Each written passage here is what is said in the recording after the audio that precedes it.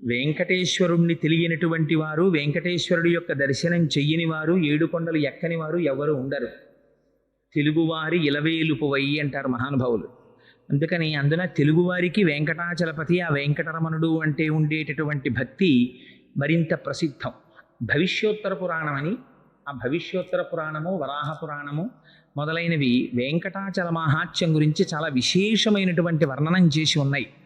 అసలు ఆ కొండ పేరే చాలా చిత్రమైనటువంటి పేరు. ఆ కొండ పేరు పెట్టడమే వెంకటాచలము అని పేరు పెట్టారు. ఎంత ఆశ్చర్యకరమైన విషయం అంటే, అన్నారు అజాయమానో బహుధా విజాయతి. అసలు పరమేశ్వరుడికి జన్మనెత్తవలసిన అవసరం ఎక్కడుంది? ఆయనేం మనలా కర్మ చేసినవాడు కాడు, మనలా కర్మ ఫలితాన్ని అనుభవించడానికి పాంచభౌతికమైనటువంటి శరీరంతో రావలసిన అగత్యం ఉన్నవాడు అంతకన్నా కాడు. మరి అటువంటి వాడు శృతంది అజాయమానో బహుధా విజాయతే. జన్మనెత్తవలసినటువంటి అవసరము లేనివాడు జన్మనెత్తుచున్నాడు అని. అది తనంత తాను స్వీకరించాడైన ఒక స్వరూపాన్ని. దేని కొరకు? ఇందుకు ఆయన కూడా మనలాగే కరచరణాదులతో కదలాడి ఈ కంటితో చూడడానికి సులభమైనటువంటి స్వరూపంతో తిరుగాడవలసినటువంటి అవసరం పరమాత్మకి ఎందుకు కలిగింది? ఆయన భగవద్గీతలో చెప్పాడు, యదా యదా హి ధర్మస్య గ్లానిర్భవతి భారత అన్నాడు. ఎప్పుడెప్పుడు ధర్మమునకు అపకారం కలుగుతుందో, ఎప్పుడెప్పుడు మళ్ళీ ధర్మాన్ని తాను పునరుద్ధరించవలసి వస్తుందో, అప్పుడు ధర్మమునకు హాని చేసేటటువంటి వారిని మట్టు పెట్టడం కోసమని పరమాత్మ ఒక స్వరూపాన్ని తీసుకుని ఈ భూమి మీద నడయాడతారు. దానికి పరమాత్మ యొక్క అవతారములు ఎన్ని విశేషంగా ఉన్నా పురాణం అంటుంది, కృతేతు నారసింహో భూహు త్రేతాయాం రఘునందన ద్వాపరే వాసుదేవశ్చ కలౌ శ్రీ వెంకటనాయక అంది. ఈ నాలుగు యుగాల్లో పరమోత్కృష్టమైనటువంటి అవతారాలు. ఒకటి కృతేతు నారసింహో భూహు. కృతయుగంలో నరసింహావతారం పరమప్రఖ్యాతమైనటువంటి అవతారం. మనకి నరసింహావతారం అనుకునేటప్పటికీ మనం సాధారణంగా ఊహించేది ఏమిటంటే, హిరణ్యకశిపుణ్ణి సంహరించడం కోసం వచ్చినటువంటి అవతారం నరసింహావతారం అని అనుకుంటాం. కానీ అలా కాదు. ఎందుచేత ఈ మాట అంటున్నానంటే, నరసింహావతారం రావడం వెనకాతల ఉండేటటువంటి ప్రయోజనం కేవలం దుష్ట శిక్షణ ఒక్కటే కాదు. మీరు ఎప్పుడైనా భాగవతం చదివితే అర్థమవుతుంది. గద్దించి నిలదీశాడు హిరణ్యకశిపుడు. ఎక్కడున్నాడు రా, నువ్వు చెబుతున్న శ్రీ మహావిష్ణువు ఎక్కడున్నాడు చూపించమన్నాడు. అంటే ప్రహ్లాదుడు అన్నాడు, ఇందుకలడు అందులేడని సందేహము వలదు చక్రి సర్వోపగతుండు, ఎందెందు వెదకి చూచిన అందందే కలడు దానవాగ్రణి వింటే అన్నాడు. నాన్న నువ్వు చూడాలి, కానీ అసలు పరమాత్మ లేని చోటు లేదు నాన్న, అంతటా ఉన్నాడు అన్నాడు. ఈ మాట అన్నారట ప్రహ్లాదుడు. ఎక్కడ నేను చూపించమని అడుగుదామా అని హిరణ్యకశిపుడు ఒక్కసారి ఇలా సభామంటపం అంతా చూసేట. అంతటా ఉన్నాడు పరమాత్మ. అంతటా ఉన్న పరమాత్మ ఏమో ప్రహ్లాదుడు అన్న మాటకి ప్రతిస్పందించిన హిరణ్యకశిపుడు ఇక్కడ ఉన్నాడా అని దేని వంక వేలు చూపిస్తాడోనని హరి సర్వాకృతులందాల్చే, ఇది అది అని లేదుట, అన్నిటిలో నిండి నిబుడీకృతమై సిద్ధమైపోయాట. ఏమో ఎక్కడ బయటికి రమ్మంటాడో తను అక్కడి నుంచి బయటికి రావాలని. అలా అంతటా నిండిపోయినటువంటి నరసింహ స్వరూపాన్ని హరి సర్వాకృతులంకలండనచు ప్రహ్లాదుండు భాషింప, ఎందును లేడు లేడనుచు దైత్యుండు తర్జింప, శ్రీనరసింహాకృతి దాల్చిన అచ్యుతుడు నానా జంగమ స్థావరోత్కర గర్భంబుల నన్నిదేశములను దండ ప్రభావంబునన్నారు పోతన గారు. ఇక్కడ అక్కడ అని కాదు, నానా జంగమ స్థావరోత్కర గర్భంబుల అన్ని దేశముల అంతటా నిండిపోయాడు పరమాత్మ. ఏమో ఎక్కడి నుంచి రమ్మంటే అక్కడి నుంచి రావడానికి సిద్ధంగా ఉన్నాడు. ఇది వ్యాపకత్వాన్ని చూపిస్తుంది నరసింహావతారం. ఒక స్తంభాన్ని చూపించాడంతే, పెళపెళార్భటులతో ఆ నరసింహావతారం స్తంభంలోంచి వచ్చి రక్షించింది. అందుకని అంతటా వ్యాపించి తనని నమ్ముకున్న వాళ్ళని సర్వకాలమునందు కాపాడేటటువంటి స్వరూపం ఒకటి ఉన్నది అని నిరూపించినటువంటి అవతారం కృతయుగంలో నరసింహావతారం. కృతేతు నారసింహో భూహు త్రేతాయాం రఘునందన. త్రేతాయుగంలో రామావతారం అలా మళ్ళీ ధర్మాన్ని 4 పాదాలు నడిపించింది. కోన్వస్మిన్ సాంప్రదంలోకే గుణవాన్ కశ్చ వీర్యవాన్ ధర్మజ్ఞశ్చ కృతజ్ఞశ్చ సత్యవాక్యో దృఢవ్రతః చారిత్రేణ చ కోయుక్తః సర్వభూతేషు కోహితః విద్వాన్ కః కస్సమర్థశ్చ కశ్చైక ప్రియదర్శనః ఆత్మవాన్ కో జితక్రోధో ద్యుతిమాన్ కో నరసూయక కస్య బిభ్యతి దేవాశ్చ జాత రోషస్య సంయుగే అని అడిగారు వాల్మీకి మహర్షి. ఈ 16 గుణములు పరిపూర్ణముగా ఉండి పరమాత్మ యొక్క స్వరూపాన్ని పొందినటువంటి మానవుడు ఈ భూమి మీద తిరుగాడుతున్నవాడు ఎవరైనా ఉన్నాడా అని అడిగితే ఆనాడు నారదుడు రామచంద్రమూర్తి యొక్క స్వరూపాన్ని చూపించారు. అప్పుడు వచ్చింది రామాయణం. అందుకని రామో విగ్రహవాన్ ధర్మ సాధు సత్యపరాక్రమ రాజా సర్వస్య లోకస్య దేవానాం ఇక వాసవ. ఆయన సాక్షాత్తుగా రాశీభూతమైనటువంటి ధర్మమై ప్రవర్తించినటువంటి వాడు రామచంద్రమూర్తి. అందుకని కృతేతు నారసింహోభూ త్రేతాయాం రఘునందన ద్వాపరే వాసుదేవశ్చ. ద్వాపరయుగం వచ్చేటప్పటికీ ఆయనే శ్రీకృష్ణ పరమాత్మగా వచ్చాడు. మిగిలినటువంటి అవతారాలకి కృష్ణావతారానికి ఒక్కటే ఒక గొప్ప తేడా ఉంది. మిగిలిన అవతారాల్లో పరమాత్మ తాను ఏ రూపంలో వస్తున్నానని చెప్పారో ఆ రూపంలో మాత్రమే తల్లి గర్భంలోంచి వచ్చిన తర్వాత కనపడ్డారు. కానీ కృష్ణావతారంలో వేరు. అర్ధరాత్రి వేళ అష్టమి నాటి రాత్రి అమ్మ కడుపులోంచి బయటికి వచ్చినటువంటి స్వరూపం కృష్ణావతారంగా రాలేదైన. చింటి పిల్లవాడిలా కనపడలేదు. జలధరదేహు నాజాను చతుర్బాహు సరసీరుహక్షు విశాలవక్షు జారు గదా శంఖచక్ర పద్మ విలాసు కంఠ కౌస్తుభమణి కాంతిభాను కమనీయ కటిసూత్ర కంకణ కేయూర శ్రీవత్సలాంఛనంచిత విహారు మరుకుండల ప్రభాయుత కుంతలలలాటు వైఢూర్యమణిగణ వరకిరీటు బాలు పూర్ణేందు రుచిజాలు భక్త లోకపాలు సుగుణాలవాలు కృపావిశాలు చూచి తిలకించి పులకించి చోజ్యమంది ఉబ్బి చెలరేగి వసుదేవుడు ఉత్సహించే అన్నారు పోతన గారు. శంఖ చక్ర గదా పద్మములను పట్టుకున్నవాడై నల్లటి మబ్బు ఎలా ఉంటుందో అటువంటి స్వరూపంతో మెరుపులు మెరిసిపోతూ ఆ మహానుభావుడు తల్లి గర్భంలోంచి ఆవిర్భవించి దర్శనమిచ్చారు. ఆయన ఆ అవతారం సౌలభ్యానికి మారుపేరు. మహానుభావుడు గొల్లపిల్లలతో కలిసి ఆడుకున్నాడు, పశువుల వెంట పరిగెత్తాడు. హయరింఖాముఖ ధూళి ధూరిత పరిన్యస్తాలకోపేతమై రయజాత శ్రమతోయబిందుయుతమై రంజిల్లు నెమ్మోముతో జయముం పార్థునకిచ్చు వెట్కనని నా శస్త్రాహుతించాల నొచ్చియు బోరించు మహానుభావు మదిలో చింతింతు నశ్రాంతమున్నట్టాడు భీష్ముడు. ఎక్కడి పరమాత్మ, ఎక్కడి అర్జునుడి రథం సారథ్యం చేయడమా, పగ్గాలు పట్టుకోవడమా? యుద్ధభూమిలో ఆయన సారథ్యం చేస్తుంటే ముందు పరిగెడుతున్నటువంటి గుర్రాల యొక్క డెక్కల నుంచి పైకి రేపబడినటువంటి ధూళి వచ్చి ఆయన కుంతలముల నిండా అంటుకోవడమా? ఆయన ముఖం నిండా ధూళి చేత కప్పబడడమా? స్వామి శ్రమనుంది చెమట పట్టడమా? ఉత్తరీయంతో తుడుచుకోవడానికి సమయం లేకపోవడమా? తండ్రి, నిన్ను నమ్ముకున్న వాళ్ళకి విజయం కట్టపెట్టడానికి ఎంత కష్టపడ్డావయ్యా, నీ పాదముల యందు నా మనస్సు చేర్చవయ్యా అని స్తోత్రం చేశాడు భీష్మాచార్యుల వారు. అదిగో అటువంటి స్వరూపం కృష్ణావతారం. అందుకని కృతేతు నారసింహోభూ త్రేతాయాం రఘునందన ద్వాపరే వాసుదేవశ్చ కలౌ శ్రీవేంకటనాయక. కలియుగం వచ్చేటప్పటికీ ఆయనే వెంకటాచలపతిగా వచ్చాడు. ఆ వెంకటాచలపతిగా రావడం చాలా చిత్రాతి చిత్రమైనటువంటి పరిస్థితుల్లో జరిగింది.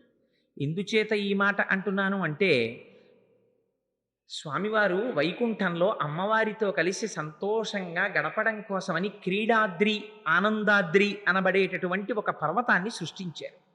కేవలం ఆయన సంకల్పమాత్రం చేత సృష్టింపబడినటువంటి క్రీడాద్రి సర్వేశ్వరుడి విహారభూమి. లక్ష్మీదేవితో కలిసి చెయ్యి పట్టుకుని శ్రీమన్నారాయణుడు విహరించేటటువంటి ఆనంద స్థలం.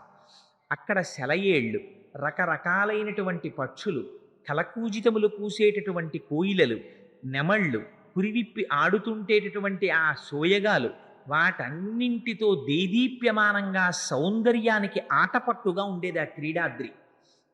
అటువంటి క్రీడాద్రిని కృతయుగంలో స్వామి గరుత్మంతుణ్ణి పిలిచారు. కలియుగంలో రాబోయేటటువంటి రోజులలో పాపాత్ములైనటువంటి వారిని ఉద్ధరించడం కోసమని నేను కలియుగంలో వెంకటాచలపతిగా వెళ్ళబోతున్నాను. అందుకని ఈ యుగంలోనే ఈ పర్వతాన్ని తీసుకెళ్లి భూమి మీదకి చేర్చమని ఆదేశించారు. ఆనాడు గరుత్మంతుడు ఆనందాద్రిని, స్వామి విహరించినటువంటి క్రీడాద్రిని తన పక్షముల మీద వహించి తీసుకుని వచ్చి భూమికి చేర్చాడు. అదిగో అలా చేర్చబడినటువంటి పర్వతం ఉన్నదే, అదే వెంకటాచలమై ఉన్నది.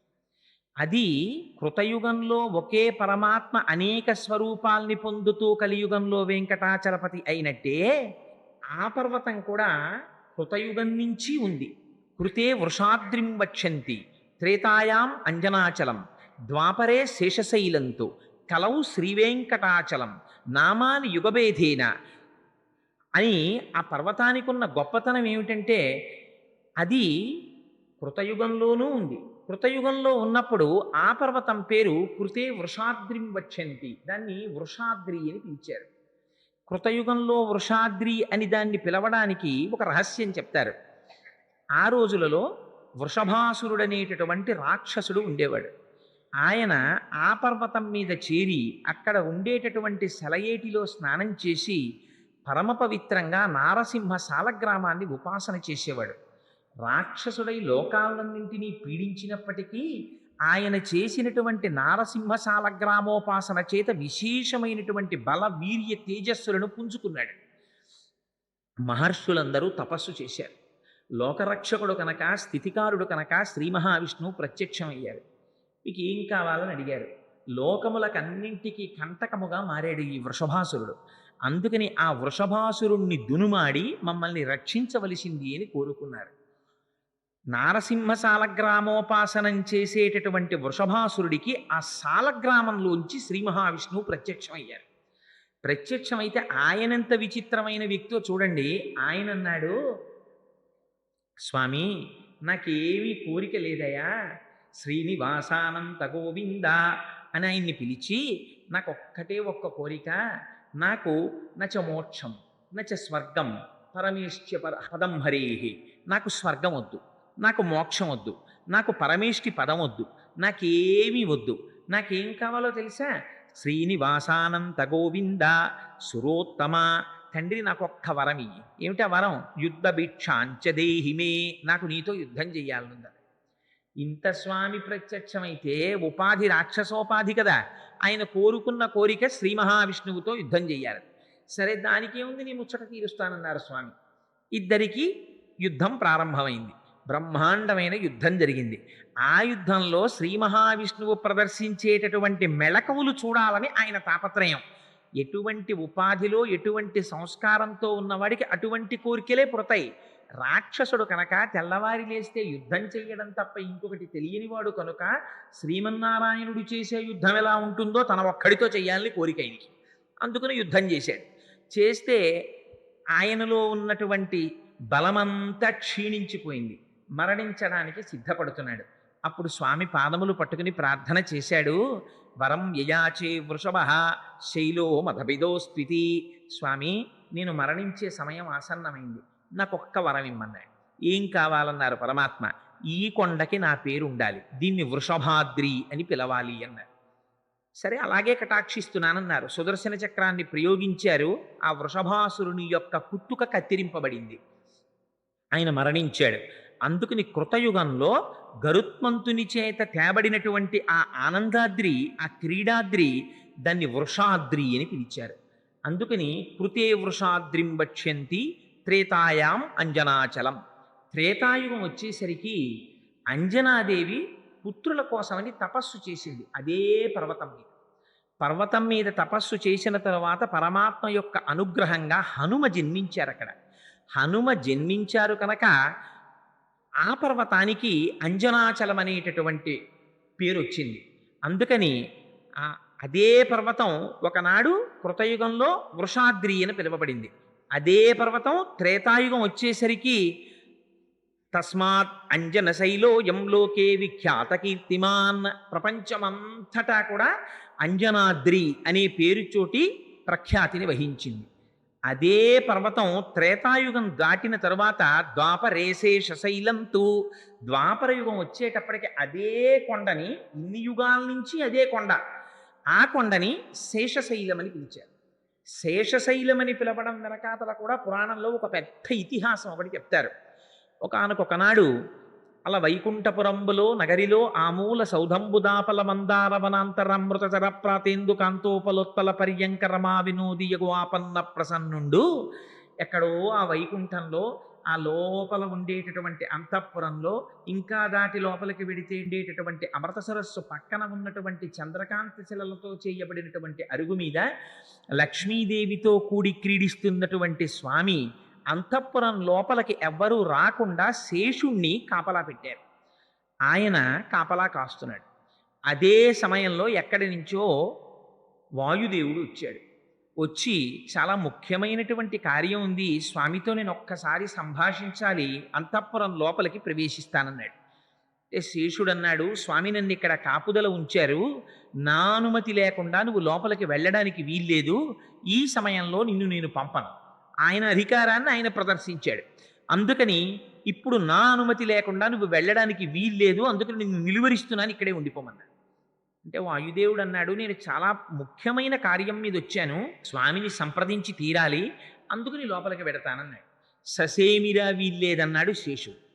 అన్న తర్వాత ఇద్దరిలోనూ మాట పెరిగి ఎవరి బలాలు వాళ్ళు ప్రదర్శించేటటువంటి సమయం ఆసన్నమైతే శేషుడు గర్వంతో ఒక మాట అన్నాడు.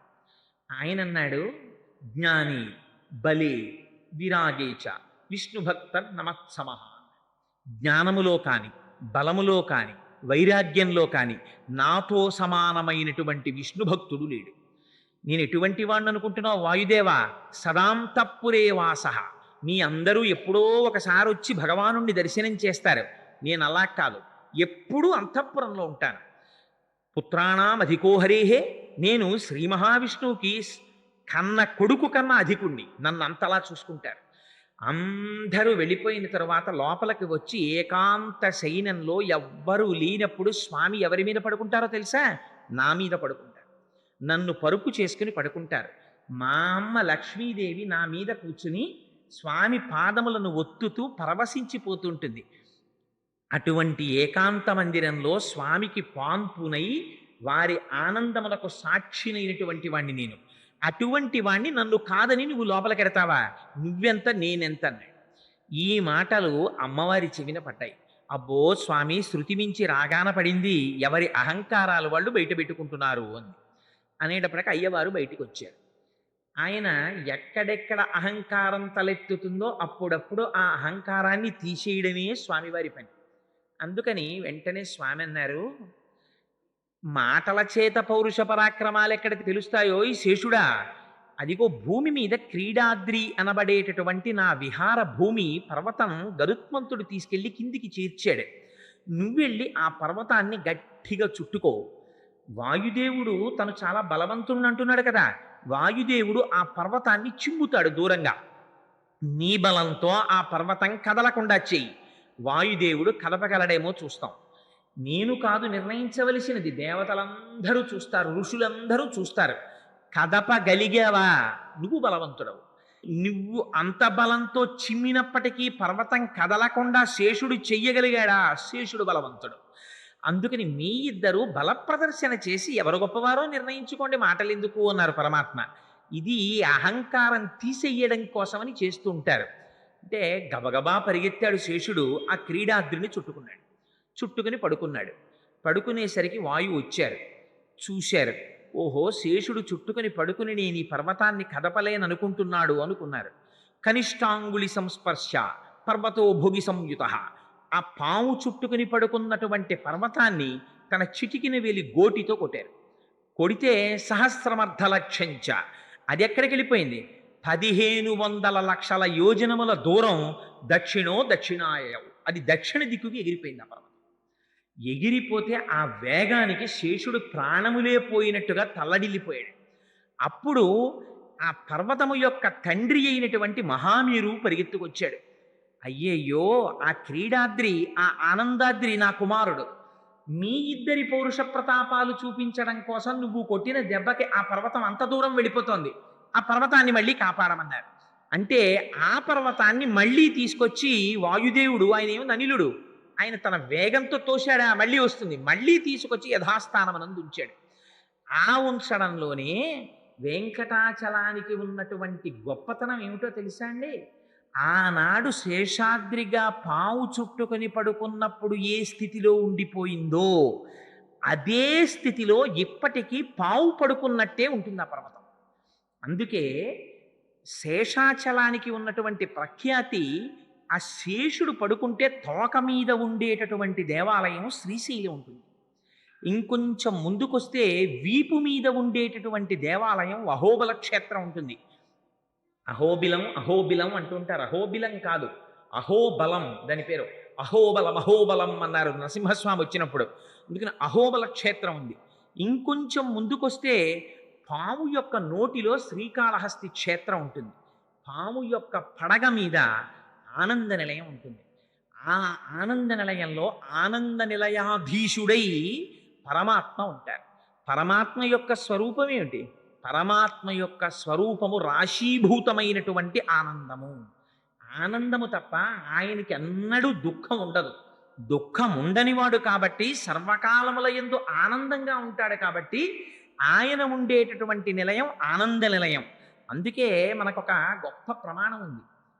ఆలయం యొక్క గొప్పతనాన్ని చెప్పేటప్పుడు ఆలయానికి ఉండేటటువంటి విమానపు పేరుని బట్టి చెప్తారు. మీరు అందుకే చూడండి, ఆలయం ఎంత గొప్పదో ఆలయ శిఖరము ఆలయ విమానము అంత గొప్పవి. అందుకే విమాన వెంకటేశ్వరుడు అని ఉంటారు. విమాన వెంకటేశ్వరుడు లోపల ఉండే వెంకటేశ్వరుడు ఇద్దరిది సమానమైనటువంటి స్థాయి. విమాన వెంకటేశ్వరుడి చుట్టూ పల్లకి వస్తే స్వామి ఒక్కసారి అక్కడ ఆగుతారు. విమాన వెంకటేశ్వరుడు ఎంతటి దర్శనమో లోపల ఉండేటటువంటి ధ్రువమూర్తి దర్శనం కూడా తత్తుల్యమైనటువంటి దర్శనం. రెండు సమాన స్థాయిలో ఉంటాయి. అందుకే విమానానికి పేరు ఉంటుంది. మీరు తిరుమల వెడితే తిరుమలలో ఉండేటటువంటి విమానం, విమానం అంటే గర్భాలయం మీద ఉండేటటువంటి గోపురం, ఆ విమానమునకు ఆనంద నిలయము అని పేరు. అదే మీరు శ్రీరంగం వెళ్ళారనుకోండి, శ్రీరంగనాథుడు పడుకుని ఉంటాడు. ఆ విమానానికి పేరేమిటో తెలుసా అండి?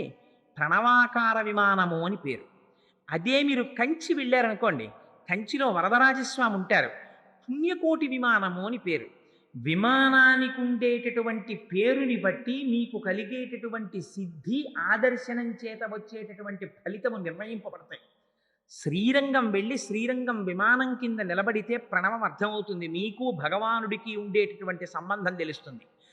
కోటి జన్మల పుణ్యము ఘనీభవిస్తే మీరు వరదరాజస్వామి దేవాలయంలో విమానం కిందకి వెళ్ళి నిలబడగలుగుతారు. ఆ తెత్తును నిలబడి ఉంటాడు మహానుభావుడు వరదరాజస్వామి. అందుకని కంచిలో వరదరాజ గోపురానికి ఆ విమానానికి పుణ్యకోటి విమానం అని పేరు. తిరుమల వస్తే ఆనంద నిలయం అనే పేరు. దానికి ఇంకొక పేరు లేదు, అది ఆనందము. అందుకే మీరు చూడండి, ఎన్ని గంటలు క్యూలో నిలబడండి, ఎన్ని రోజులు క్యూలో నిలబడండి, మీరు ఒక్కసారి వెళ్ళి వెంకటేశ్వర స్వామి వారిని ఆపాదమస్తకం దర్శనం చేసేటంతటి సౌలభ్యం కలుగుతుందా నిజానికి? చూడక చూసి తోసేవాడు, ముందుకు జరిపేసేవాడు, కేకలేసేవాడు, ఇన్నిటిలో కూడా మీరు అలా వెడుతూ ఒక్కసారి ఇలా స్వామిని పైనుంచి కిందకి, కింద నుంచి పైకి చూశారా, ఒక గొప్ప ఆనందానుభూతి ఏర్పడిపోతుంది. ఆ ఆనందంతో బయటికి వచ్చి ఇంత కష్టపడిన వాడు ఏమంటాడు? భయ్య ఎంత సంతోషం అండి, ఎంత సంతోషం అండి, ఎంత ఆనందం కలిగిందో నిజంగాను, ఏమి స్వరూపం అండి వెంకటేశ్వర స్వామి వారిది, మురిసిపోయామంటారు. ఆ తిరుమల వెళ్ళిన వాళ్ళని మీరు చూడండి, మీరు ఎక్కడైనా ప్రపంచంలో ఏ దేవాలయం దగ్గరైనా మీరు అలా ఉండడం చూసారా? ఒక మాట పెడతారు, దర్శనం చేసుకుంటారు, వచ్చేస్తారు. ఇంకా ఇక్కడ దగ్గరలో చూడవలసిన ఆలయాలు అవి ఏమైనా ఉన్నాయా అండి అని అడుగుతారు. ఏదో చుట్టుపక్కల ఉన్న ఆలయాలు అవి దర్శనం చేస్తారు. తిరుమల వెళ్ళిన వాళ్ళు ఏం చేస్తారు? ఉదయం సుప్రభాత సేవ, అష్టదళ పాద పద్మారాధన, మధ్యాహ్నం ఏమో ఆర్జిత బ్రహ్మోత్సవం, సాయంత్రం సహస్ర దీపాలంకార సేవ, 4 టిక్కెట్లు వాడి చేతిలో ఉండనివ్వండి, ఏకాంత సేవ టికెట్ కూడా దొరుకుతోంది అన్నారనుకోండి, వెళ్ళిపోడు, పరిగెత్తుకుంటూ వెళ్ళిపోతాడు. వెళ్ళిపోయి దర్శనం చేసుకుంటాడు. ఎన్ని మాటలు దర్శనం చేయనివ్వండి, చేశాం కదండి దర్శనం, ఇంకా అక్కర్లేదు లేదు. మీకు ఎవరైనా తిరుమలలో కనపడి అయ్యా మిమ్మల్ని స్వామిని దర్శనం చేయిస్తాం వస్తారా అంటే, అయిపోయింది సార్ 3 మాటల ఇంకెందుకు లేదు, మేము చెయ్యమన్న వాడిని ఒకటి చూపించండి నాకు. అలా ఉండరు. ఎన్ని మాటలు దర్శనం చేసినా మళ్ళీ చేస్తాను, మళ్ళీ చేస్తాను, మళ్ళీ చేస్తానంటాడు. దర్శనం చేసేసి బయటికి వచ్చిన వాడిని తప్పు లేకుండా ఆపాదమస్తకం వెంకటాచలపతిని వర్ణించి చెప్పమనండి, చెప్పలేరు. ఎంత మాత్రం పొరపాటు లేకుండా పాదముల నుంచి శిరస్సు వరకు చెప్పడం చాలా కష్టం. ఎందుకో తెలుసా అండి? అలా ఎందుకు చెప్పలేమంటే అసలు అది నిలయమే ఆనంద నిలయం. అందుకని విమానం పేరు. అది సహస్రార దర్శనం. ఆ ఆనందం ఇవ్వడం కోసమని పరమాత్మ సౌలభ్యంతో ఇవ్వాల మూర్తీభవించినటువంటి సౌందర్య రాశి అయి మన కన్నుల ముందు నిలబడ్డారు. ఒకసారి దర్శిస్తే అది వాక్కుల చేత ఆవిష్కరించేది కాదు, అందుకే తిరిగి చెప్పడం కష్టం. అలౌకికమైన ఆనందాన్ని పొందేస్తారు. ఇంత చిన్న చిన్న పిల్లలు తలనీలాలు ఇచ్చేసి ఆ గుళ్ళతోటి తండ్రి భుజాల మీద ఎక్కి కూర్చుంటారు. వాడు కూడా వాడికి ఏం తెలుసో అక్కడ దాకా వెళ్ళేటప్పటికి ఇలా నమస్కారం చేసేసి వెనక్కి తిరిగి చూస్తాడు తప్ప, ఏ పిల్లవాడైనా స్వామి వంక చూడకుండా వేరొక వైపు చూస్తున్న పిల్లవాడిని చూపించండి నాకు ఆనంద నిలయంలో. ఇది అపారమైనటువంటి ఆకర్షణ శక్తి. ఇది ఆనంద నిలయానికి ఉన్నటువంటి గొప్పతనం. అందుకు నా విమానం పేరు ఆనంద నిలయమే. ఆ పర్వతము పేరు కలియుగంలో వెంకటాచలమే. అందుకని ద్వాపరే శేషశైలంతో కలౌ శ్రీవేంకటాచలం. కలియుగం వచ్చేటప్పటికీ ఆ పర్వతానికి ఇంకొక పేరు పెట్టలేదు, వెంకటాచలము అని పేరు పెట్టారు. ఇప్పటి వరకు రకరకాలైనటువంటి కథల చేత ఆ పర్వతానికి పేర్లు మారాయి. కృతయుగంలో వృషభాసురుడి వల్ల మారింది, త్రేతాయుగంలో అంజనాదేవి వల్ల మారింది, ద్వాపర యుగంలో ఆ శేషుడి యొక్క కథ వల్ల మారింది. కలియుగంలోకి వచ్చేసరికి పరమాత్మ దాన్ని వెంకటాచలమనే పిలిచారు. అలా పిలవడం వెనకాతల రహస్యం ఏమిటో తెలుసా అండి? ద్వాపర యుగం పరిసమాప్తమైంది. ఇది నేను భవిష్యోత్తర పురాణంలోంచి కానీ వామన పురాణంలోంచి కానీ ఈ సంఘటన చెప్పటం లేదు. ఈ ఒక్క సంఘటన ఇప్పుడు చెప్పేది. ఇది శ్రీ గురు చరిత్రలోంచి చెప్తున్నాను. కలియుగం ప్రారంభానికి ముందు బ్రహ్మగారు కలియుగం ప్రారంభమవుతోందనగా ఈ యుగమునకు ఎవరురా అధినేత అని అడిగారు. కలిపురుషుడు అన్నారు. ఆ కలిపురుషుణ్ణి సభలో ప్రవేశపెట్టండి అన్నారు. ఆ కలిపురుషుడు సభలోకి ఎలా వచ్చాడో తెలుసా అండి? వాడు దిగంబరుడై ఎడమ చేతితో తన అవయవాన్ని పట్టుకున్నాడు, కుడి చేతితో నాలుకని చేత్తో లాగి పట్టుకుని సభలోకి వచ్చాడు. వస్తే బ్రహ్మగారు ఆశ్చర్యపోయారు. ఏమిడానికి సభామర్యాద తెలియదా? ఇంత దారుణంగా లోపలికి వచ్చామేమిరా అని అడిగారు. అడిగితే ఆయన అన్నాడు, మహానుభావ, కలియుగంలో ఉండేటటువంటి వారందరినీ నేను ఈ రెండింటి చేతనే పతనం చేసేస్తాను. సమయాసమయములను చూడకుండా, వావివరసలు చూడకుండా, సర్వకాలములయందు మనస్సులో కామప్రచోదనమే. రెండు, ఎంత తిన్నా రసాంకురము చేత తాదాత్మ్యతే. ఎప్పుడూ నాలుక మీద దృష్టి, ఎప్పుడూ కామమునందు దృష్టి. ఈ రెండిటి చేత మనుష్యుల్ని భ్రష్టుల్ని చేస్తాను. అందుకని కలియుగంలో నేను ఇలా వెడుతున్నాను, ఇలా మీ సభలో ప్రవేశించానన్నారు. సరే, ఇది నీ ధర్మం కనుక నువ్వు అలాగే బయలుదేరు అన్నారు. అందుకని కలిపురుషుడి యొక్క శక్తి అటువంటిది. మనం అడిగామండి వెళ్ళి, స్వామి ఇలా వస్తున్నాడయ్యా కలిపురుషుడు, మమ్మల్ని మేము రక్షించుకోగలమా? 5 ఇంద్రియములు ఉన్నాయి మాకు, ఒక్కొక్క ఇంద్రియం ఉంటేనే ఒక్కొక్క జాతి నశించిపోతోంది. ఇంకా 5 ఇంద్రియాలున్న వాళ్ళం పతనమైపోతాం తండ్రి, మమ్మల్ని ఎవరు రక్షిస్తారని మనం ఏమైనా అడిగామా పరమాత్మని? మనం అడగకపోయినా విచిత్రం ఏమిటో తెలుసా అండి? దీని గురించి మొట్టమొదట బాధపడిన వారు చతుర్ముఖ బ్రహ్మగారు బాధపడ్డారు. ఒకనాడు నారదుణ్ణి పిలిచి, అసలు కలియుగం ప్రారంభమైందిరా, ద్వాపర యుగం అయిపోయింది, ఒక్కసారి కలియుగానికి వెళ్ళి కలియుగంలో ఉండేటటువంటి ప్రజలు ప్రధానంగా ఎలా ఉన్నారు, దేని చేత బాధపడుతున్నారో చూసిరా అన్నారు. అంటే ఆయన వచ్చి వెంటనే తండ్రి గారితో చెప్పిన మాట ఏమిటో తెలుసా అండి? మొదటి మాట చెప్పాడైనా, కమలాక్షు నర్చింపక అనక కామముతోడి కామాక్షితోడి పొద్దుగడుపువాడు. నాన్న, కలియుగంలో మనుష్యులు ఎలా ఉన్నారో తెలుసా? అసలు సర్వేశ్వరుడు ఒకడు ఉన్నాడు, వాడు నియమించి శాసించేవాడు. వాడి దగ్గర కూర్చుని కాసేపు వాడికి నమస్కారం చేద్దామనేటటువంటి భావన ఉన్నవాళ్లే తగ్గిపోయారు. ఎంతసేపు సమయం గడిపినా ఉన్న ఒకే ఒక్క సంతోషం మనిషికి ఏమిటో తెలుసా? ఎంతసేపు స్త్రీ. భార్యని ముద్దులాడుకుంటూ, భార్యని పొగుడుకుంటూ, భార్యతో జీవితం గడపడం, కామాతురతతో సమయాన్ని నశింప చేసుకోవడం. మొట్టమొదట ఇలా భ్రష్టులైపోతున్నారు. రెండవది, రాజీవలోచను పూజింపనొల్లక రాజప్రభువను శుభ్రమయువారు. తనని ఉద్యోగంలో నియమించిన వాడు ఒకడు ఉంటాడు. వాడు తనకి ఒక 4 రూపాయలు ఇస్తున్నాడు కనుక వాడి యందు యోగ్యతాయోగ్యతలు ఉన్నా లేకపోయినా పొగట్ట వాడిని భ్రష్టు పట్టిస్తుందని తనకి తెలిసినా, పొగడబడడానికి కావలసినటువంటి యోగ్యత ఆయన యందు లేదని తెలిసినా, భగవంతుని దగ్గర కూర్చుని ఒక్క స్తోత్రం చెప్పడం చేత కాకపోయినా నేర్చుకుని వెళ్ళి 4 రూపాయలు ఇస్తున్నారని ప్రభువుల్ని పొగుడుతున్నారు నాన్న ఇవాళ. కలియుగంలో వచ్చిన రెండో భ్రష్టత్వం అది. 3వ భ్రష్టత్వం ఏమిటో తెలుసా నాన్న? శ్రీనాథు సేవింపనొల్లక శ్రీమంతులయ్యుండ తలుచువారు. ఎవ్వరికి అసలు లక్ష్మీనాథుడైనటువంటి శ్రీనాథుణ్ణి కొలిచి ఆయన అనుగ్రహంతో ఐశ్వర్యాన్ని పొందుదామన్న కోరిక ఎవ్వడికి లేదు. ప్రతివాడికి ఉండే కోరిక ఏమిటంటే ఎలా డబ్బు సంపాదిద్దాం, ఎలా డబ్బు సంపాదిద్దాం, ఎలా డబ్బు సంపాదిద్దాం. నేను ఇందులో పుట్టాను, నా సంప్రదాయం ఏమిటి, నా సంస్కారం ఏమిటి, నాకు ఉండవలసినటువంటి ధర్మాలు ఏమిటి, నేను నా నిత్య జీవితాన్ని ఎలా గడుపుతున్నాను, నాకున్న నిత్య నైమిత్తిక కర్మలేమిటి, నేను ఇందులో ఎన్ని చేస్తున్నాను, నా జీవితం ఎలా గడుస్తోంది, నేను ఎక్కడి నుంచి వచ్చాను, నేను ఎక్కడికి వెళ్ళిపోతాను, నాకు రక్షకుడెవరు, నేను ఎవరి నామం చెప్పాలి, అసలు ఈ ఆలోచనే లేదు. ఉన్నదల్లా ఆలోచన ఏమిటో తెలిసానన్నా, ఎంత సంపాదిద్దాం, ఎంత సంపాదిద్దాం, ఎంత సంపాదిద్దాం, అంతే. ఇది కలి యొక్క విశేషమైనటువంటి ప్రభావం. నారాయణుని చేరు దారి కానరాక అఘముల నోట పడెడివారు. నారాయణుడనేటటువంటి వాడు ఒకడు ఉన్నాడు, ఆయన్ని సేవిద్దామనేటటువంటి ఆలోచన ఒక్కరికి లేదు. ఎవరిని చూసినా పాపం అయితే అయింది, కానీ ఎల్లాగో అలా ఇది చేసేసి మనం ఆనందంగా ఉంటే చాలు, మనం సుఖంగా ఉంటే చాలు. సాక్షకుడు ఉన్నాడు, అందుకని నారాయణుడు అన్న పేరు వాడారు. నారములన్నిటికీ ఆయన ఆయనమైన వాడు.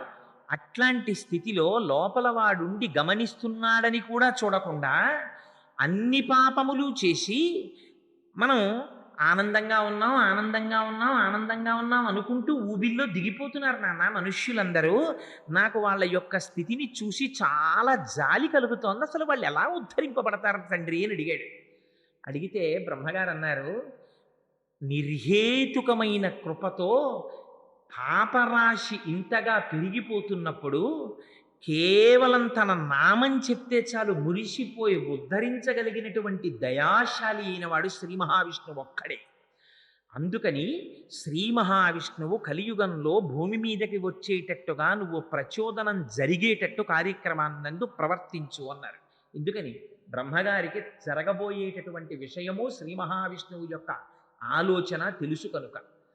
ఇది స్వామి గ్రహించారు. కలియుగంలో ఉండేటటువంటి జీవుల అల్పాయుర్దాయం, యజ్ఞయాగాది క్రతువులా చెయ్యలేరు, భూరి సంభావనలా ఇవ్వలేరు. పూజాదికములు నిర్వహిద్దామంటే ఆ పూజాదికములు అసలు ఎలా చెయ్యాలో కూడా సరిగ్గా తెలియదు, ఆచార వ్యవహారములు తెలియవు, సంప్రదాయములు తెలియవు. ఇటువంటప్పుడు వీళ్ళు ఎలా ఉద్ధరింపబడతారు? అందుకని ఇది వెంకటేశ్వరుడి యొక్క వైభవం, వెంకటాచలమునకున్న వైభవం, శ్రీ మహావిష్ణువు యొక్క దయ ఇక్కడుంది. ఆయన ఒక మిష పెట్టాడు, భృగువులో ప్రవేశించాడు. అది మీకు పద్మావతి శ్రీనివాసుల పరిణయం చెప్పినప్పుడు ఆ భృగువు యొక్క వృదంతం చెప్తాను. భృగువుని అడ్డుపెట్టి శ్రీ మహావిష్ణువు నడిచొచ్చి వెంకటాచలం మీద కూర్చున్నాడు. ఆ కూర్చోవడం చేత దాన్ని వెంకటాచలం చేశారు. వెంకటాచలము అని దాన్ని పిలవడం వెనకాతల ఉన్న రహస్యం ఏమిటో తెలుసా అండి? కలవు నామస్మరణ. మీరు యజ్ఞం చెయ్యలేరు, యాగం చెయ్యలేరు, మీరు పెద్ద పెద్ద క్రతువులు చెయ్యలేరు, సరిగ్గా కూర్చుని పూజే చెయ్యలేరు. మీరంటే మీరని కాదు, నా వంటి వాడి గురించి మహానుభావుడు చంద్రశేఖర పరమాచార్యులు వారు అంటుండేవారు, కలియుగంలో 18 సెకండ్లు పరమాత్మ పాదముల యందు ఎవరైనా మనస్సుని నిలబెట్టగలిగితే వాడు ముచ్చువే అనేవారు. 18 సెకండ్లు నిలబెట్టలేం మనస్సుని మనం. మనస్సు చంచలమై కదిలిపోతుంటుంది. సదా మోహాటవ్యాం చరతి యువతీనాం కుచగిరో నటత్యాశాఖా స్వటతి జడితి స్వైరమభిత కపాలిన్ బిక్షోమే హృదయకపి మత్యంత చపలం దృఢా భక్త్యా బధ్యావా శివభవదధీనం కురు విభో అంటారు శంకర భగవత్పాదులు. స్వామి అస్సలు నిలకడలేదు, కొమ్మ మించి కొమ్మ, కొమ్మ మించి కొమ్మ, కొమ్మ మించి కొమ్మ దూకేస్తోంది. ఇది కోతెనబడేటటువంటి మనస్సు. తమకంబొప్ప పరంగనాజనుల పరద్రవ్యంబులన్ మృత్యులింగ మహోద్యోగము చేయునెం మనము దానింపట్టి వైరాగ్య పాశంబులన్ కట్టి బిగించి మీ చరణస్తంభంబునన్ కట్టివైచి ముదంబెన్నడు కల్గజేయగదవో శ్రీకాళహస్తీశ్వర అంటారు. స్వామి ఎప్పుడు చూసినా ఎక్కడ దొంగతనం చేద్దాం, ఏ స్త్రీని చూద్దాం, ఎవరింట్లోకి ఎడదాం, ఈ తాపత్రయమే తప్ప నీ పాదముల యందు చేరట్లేదయ్యా, భక్తినే పాశాలేసి కట్టేవయ్యా అంటారు. రోషీరోజితు కామినీ జనుల తారుణ్యోరు సౌఖ్యంబులన్ బాషీబాయుతు పుత్రమిత్రధన సంపద్భ్రాంతి వాంఛాలతల్ కోయదు నామనంబకట నీకున్ ప్రీతిగా సత్క్రియలు చేసి చేయదు దీని త్రుళ్ళడచవే శ్రీకాళహస్తీశ్వర అంటారు.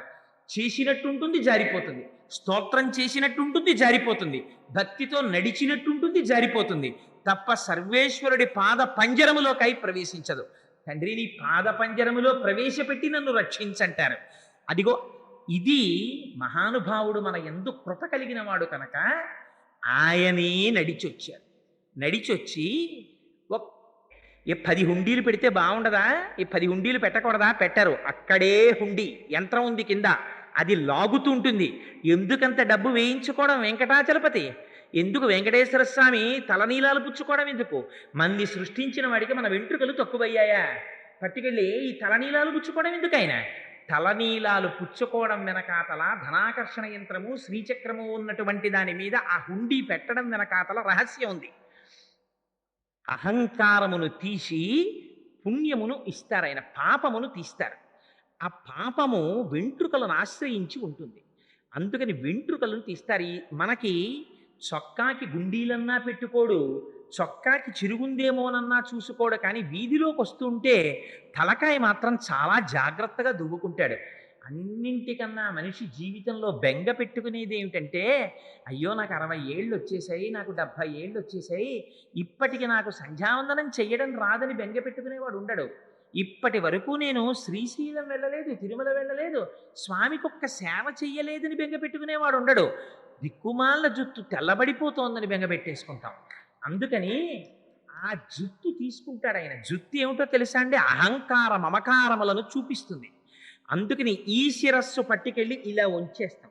ఉంచేస్తే అహంకారాన్ని పాపరాశిని తీసేస్తారు. వెంట్రుకలని ఆశ్రయించి ఉంటాయి కాబట్టి పాపాలు, తలనీలాలు తీసుకుంటాడు ఆయన. తీసుకుని మనకేమిస్తాడు? పనికి మాలిన వెంట్రుకలు ఆయన బుచ్చుకొని ఆ రూపంతో పాపరాశిని తీసేస్తాడు. అందుకని తలనీలాలు పుచ్చుకుంటాడు. మరి డబ్బులు ఇచ్చుకోవడం ఎందుకు? అందుకే మీరు చూడండి, వెంకటాచల క్షేత్రంలో 5 రూపాయలు వేద్దామని వెళ్ళిన వాడు 10 రూపాయలు వేసేసి వచ్చేస్తాడు. నిజంగా ఎక్కడి నుంచి వస్తుందో తెలియదు. అక్కడికి వెళ్ళిన తర్వాత మీరు ఎప్పుడైనా వెంకటాచల క్షేత్రంలో అర్చనానంతర దర్శనము టిక్కెట్లు అమ్మకుండా మిగిలిపోయినవి అని కౌంటర్ పెట్టి ఏమీ పని లేకుండా అక్కడ కూర్చున్నామండి మీరు చూసారా? 1,00,000 రూపాయలు ఉదయాస్తమాన సేవ అన్నారనుకోండి, రేపటికి అయిపోతాయి టికెట్లు. 5 లక్షలు సేవ అయిపోతాయి టికెట్లు. 10,000 అయిపోతాయి, 5,000 అయిపోతాయి. ఒకసారి కొండ మీదకి వెళ్ళారా లాగేస్తాడు. ఎందుకైనా ఆయనకి డబ్బు లేక కాదు, శ్రీ ఆయన సొత్తు, ఆయన లక్ష్మీనాథుడు, ఆయన శ్రీనివాసుడు. ఆయనకి చేత కాక కాదు, మనకిచ్చేవాడు ఆయన, మనని రక్షించేవాడు ఆయన. మన దగ్గర పుచ్చుకోవడం దేని కొరకు?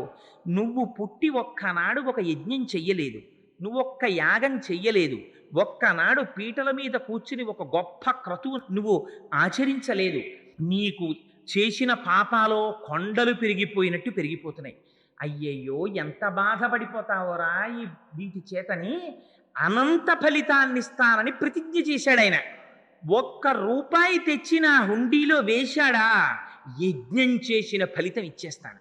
శక్తి కొలది ఒక్క సుప్రభాతం టికెట్ కొనుక్కుని వచ్చి గుమ్మం ముందు నించున్నాడా, అందుకే దాని పేరు ఇంకొక పేరు కాదండి, దాని పేరు వైకుంఠమే. మీరు వెళ్ళి వైకుంఠంలో నిలబడినట్టు వైకుంఠంలో ఎవరు నిలబడతారు? తెల్లవారి లేస్తే విశ్వామిత్రాది మహర్షులు వెళ్ళి నిలబడతారు. నిలబడి వశిష్ఠుడు, విశ్వామిత్రుడు, అంగిరసుడు, కాత్యాయనుడు, గౌతముడు మొదలైన మహర్షులందరూ 2 పక్కలా నిలబడి, నిజంగా స్వామి నిద్రపోతారా? స్వామి నిద్రపోతే మన్ని చూసేవాడెవడు? స్వామికి నిద్ర ఉండదు, కానీ నిద్రపోయినట్టు నటించి భాగవతంలో దశమస్కంధంలో ఈ రహస్యాన్ని బయటపెట్టారు. చిన్ని కృష్ణుడికి నిద్ర చేత కాదు. ఎందుకని? ఆయన కృష్ణుడు నిరతిశయ ఆనంద స్వరూపుడైన ఆయన కృష్ణావతారంలోకి వచ్చిన తర్వాత ఆయనకి నిద్రపోవడం అలవాట్లేదు. ఆయన కళ్ళు తెరుచుకుని ఉండేవారు ఉయ్యాల్లో. ఉంటే పాపం ఈ గోపకాంతలు జోజో కమలదలేక్షణ జోజో మృగరాజ మధ్య జోజో కృష్ణ జోజో పల్లవకర పద జోజో పూర్ణేందు వదన జోజో ఎన్నచున్ ఉయ్యాలు ఊపేవారు. ఇలాగే కళ్ళు తెరిచి ఉండేవాడు పత్తికాయలాగా. ఆయనకి నిద్రపోవడం అలవాట్లేదు. ఆయన నిద్ర తామసికమైన నిద్ర కాదు, అది యోగ నిద్ర. లోకములను మరింతగా కాపాడతాడు ఆయన సమయంలో. అందుకని అలా పత్తికాయల్లా కళ్ళు తెరుచుకున్న కృష్ణుణ్ణి చూసి పిల్లవాడు నిద్రపోవట్లేదనుకుని ఆ గోపకాంతలందరూ పక్కకి తిరగేసేసి పాపం ఆ వీపు మీద ఓ జోకొట్టేస్తుండేవారట. అంతకు ముందు అన్నాడు ఆ వీపు మీద అంత దెబ్బ తిన్నవాడు కాడాయన. వీళ్ళు జోకొడుతుండేవారు. చూశాట, ఓహో లోకములు నిదురపోవక తా నిదురింపని శుభగుడు ముదితల్ జోకొట్టిపాడా నిదురన్ గైకొనులీల కను తెరవకయుండెన్ అంటారు పోతన గారు. వాళ్ళందరూ వచ్చి జోకొట్టేస్తుంటే ఓహో వీళ్ళకి ఈ లోకంలో నిద్రపోవడం అలవాటు ఉంది, వాళ్ళు కన్ను మూసుకు పడుకుంటారు. నాకు కన్ను మూసుకోవడం అలవాట్లేదు, నేను కన్ను ముయ్యట్లేదని వీళ్ళు ఇలా కొట్టేస్తున్నారు వీపు మీద, అందుకని నేను నిద్రపోయినట్టు కాసేపు రెప్పలు మూసేస్తాను, మూసేస్తే వీళ్ళు నేను పడుకున్నాను అనుకుని నన్ను వదిలేస్తారని చెప్పి నిద్ర అలవాటు లేనివాడు నిద్రపోయినట్టు నటించాడు కృష్ణావతారంలో. అందుకని స్వామి నిజంగా నిద్రపోతాడా? నిద్రపోడు, కానీ ఆ వైభవాన్ని మీకివ్వడం కోసం. అందుకని మీరు వెళ్ళి తెల్లవారుజామున 3 గంటలకు అంతకుముందు ఎన్నడూ ఎవ్వడు ఎంతమంది ఉంటారు చెప్పండి? నిజంగా గుండెల మీద చెయ్యేసుకుని మనం ఆలోచిద్దాం. సంవత్సరంలో తెల్లవారుజామున 2:30 గంటలకి లేచి గబగబా తలస్నానం చేసి, అందులో తనొక్కడు కాడు, తను తన భార్య చిన్న పిల్లలు కూడా స్నానం చేసేసి పిల్ల పాప గబగబా పట్టుపంచ కట్టుకుని ఆవిడ పట్టు చీర కట్టేసుకుని ఆ చీకట్లో పూజామందిరంలోకో గుడి దగ్గరకు వెళ్ళి స్వామి స్వామి స్వామి అని నమస్కారం చేస్తూ మనం నిలబడతామా? ఒక్కరోజు నిలబడం. కానీ మనకి ఫలితం ఇవ్వడం కోసమని ఆయన అనుగ్రహం కలిగిన నాడు సుప్రభాతం టికెట్ మన చేతిలో పడేస్తాడు. ఆనాడు దాని మీద reporting time at Vaikuntham 2 o'clock అని రాస్తాడు. 2 గంటలకి మీరు నిద్ర లేవలసింది. 1 గంటన్నరకు అలారం పెట్టుకుని నిద్ర లేచి స్నానం చేసి అక్కడికి వెళ్ళి మీరు నిలబడ్డారనుకోండి, గడియారం టక్ టక్ టక్ టక్ అని తిరిగి 3 మీదకి వస్తుందంతే. కౌసల్యా సుప్రజా రామ పూర్వా సంధ్యా ప్రవర్తతే ఉత్తిష్ట నరశార్దూల కర్తవ్యం దైవమాన్నికం అంటారు. ఆనాడు విశ్వామిత్రుడు నిద్రపోతున్నటువంటి రామలక్ష్మణుల్ని నిద్రలేపాడు. ఆ భాగ్యం ఇవాళ ఏమైంది? ఇంతమంది మహర్షులతో కలిసి మీ అందరూ వెళ్ళి ఆ వెంకటాచలంలో ఇలా నిలబడితే అది వైకుంఠం. అందుకే దానికి ఇంకొక పేరు లేదు, అది క్రీడాద్రి, అది ఆనందాద్రి. మీరు అక్కడికి వెళ్ళి ఇలా నిలబడ్డారనుకోండి, మీకు చేత కాదు పోని చదవడం, అది కూడా విడిచిపెట్టేశాడు పరమాత్మ. ఎంత దయాళువో చూడండి. వీడికి నాకు సుప్రభాతం పలకడం కూడా చేత కాదు. సుప్రభాతం పలకడానికి వెళ్ళేటటువంటి వాడు సుప్రభాతానికి ముందు ఉండేటటువంటి వాతావరణాన్ని తన మనస్సులో బాగా అనుభవించి వెళ్ళాలి. ఎందుకని? ఒక్కసారి ఆ కొండల మించి పైకెక్కితూ వెళ్ళేటప్పుడు ఉన్మీల్య నేత్ర యుగముత్తమ పంచరస్తాహ పాత్ర వశిష్టక దళీప లపాయసాని భుక్త్వా సలీలమదకేళి శుకాపటంతి శ్రీ వెంకటాచలపతే తవ సుప్రభాతం అంటారు. స్వామి స్వామి అదిగో చూసావా, చెట్ల మీద చిలకలన్నీ నిద్రలేచాయి. లేచి ఆ చిలకలన్నీ అరుస్తున్నాయి. మంచి మంచి పళ్ళని కొరికి తను తింటూ తన భార్య నోటిలో పెడుతోంది. అవన్నీ నాకు వినపడుతున్నాయి. ఇవన్నీ చెప్పినా ఆయన నిద్ర లేవట్లేదని అన్నింటికన్నా గొప్ప గుణం ఒకటి చెప్తాం మనం అక్కడ. ఒక గొప్ప సంకేతం చెప్తాం. యోషా గణీన వరదగ్ని విమధ్యమానే ఘోషాలయేషు దిమంధన తీవ్ర ఘోషా రోషాత్ కలింబి దదతే కకుభశ్చ కుంభాః శ్రీ వెంకటాచలపతే తవ సుప్రభాతం అంటాం. స్వామి నీకు గుర్తుందా, నువ్వు కృష్ణావతారంలో వచ్చావు, ఏమీ తెలియనటువంటి ఆజ్ఞులైన గోపకాంతల మధ్యలో ఉన్నావు. ఆనాడు క్రేళ్ళురికి మసలలేగలు మల్లడిగు నిరంకెలిడియ మద వృషభంబుల్ పెళ్ళున ముదుగుల పొదుగుల చల్లించన్ పాలు బాలు సంభవ వేళన్.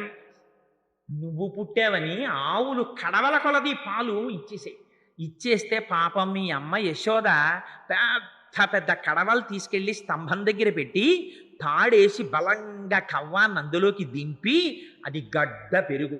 అమ్మ చేతికి ఇక్కడి నుంచి ఇక్కడి వరకు గాజులు వేసుకుని తల నిండా పువ్వులెట్టుకుని ఆ కొంగు తీసి గట్టిగా దోపుకుని కొంచెం ఆ చీర తీసి పైకి పెట్టుకుని ఆ కవ్వాన్ని తాడు పట్టుకుని కవ్వాన్ని తిప్పుతుంటే గట్టి పెరిగేమో తిరగకుండా కవ్వాన్ని పట్టుకుంటుంటే తిరగాలని బలంగా కవ్వం తిరుగుతుంటే ఆ తిప్పడంలో అలసట పొందినటువంటి మీ అమ్మ అయినటువంటి యశోదాదేవి చేతుల గాజులు గల్లుమని మోగుతుంటే మీ అమ్మ అటు ఇటు కదులుతున్నప్పుడు ఆవిడ కొప్పు మించి వచ్చేటటువంటి పూల మీద సౌరభం బయటికి వస్తుంటే మీ అమ్మ నిన్ను తలుచుకుని పొంగిపోతూ నీ మీద పాటలు పాడుతుంటే ఆనాడు ఆ కవ్వం తిరగకుండా పెరుగు గట్టిగా పట్టుకుంటుంటే కుండకి కవ్వానికి దెబ్బలాట వచ్చిందా అన్నట్టు చర్ర చెస్ అని చప్పుడు వచ్చింది.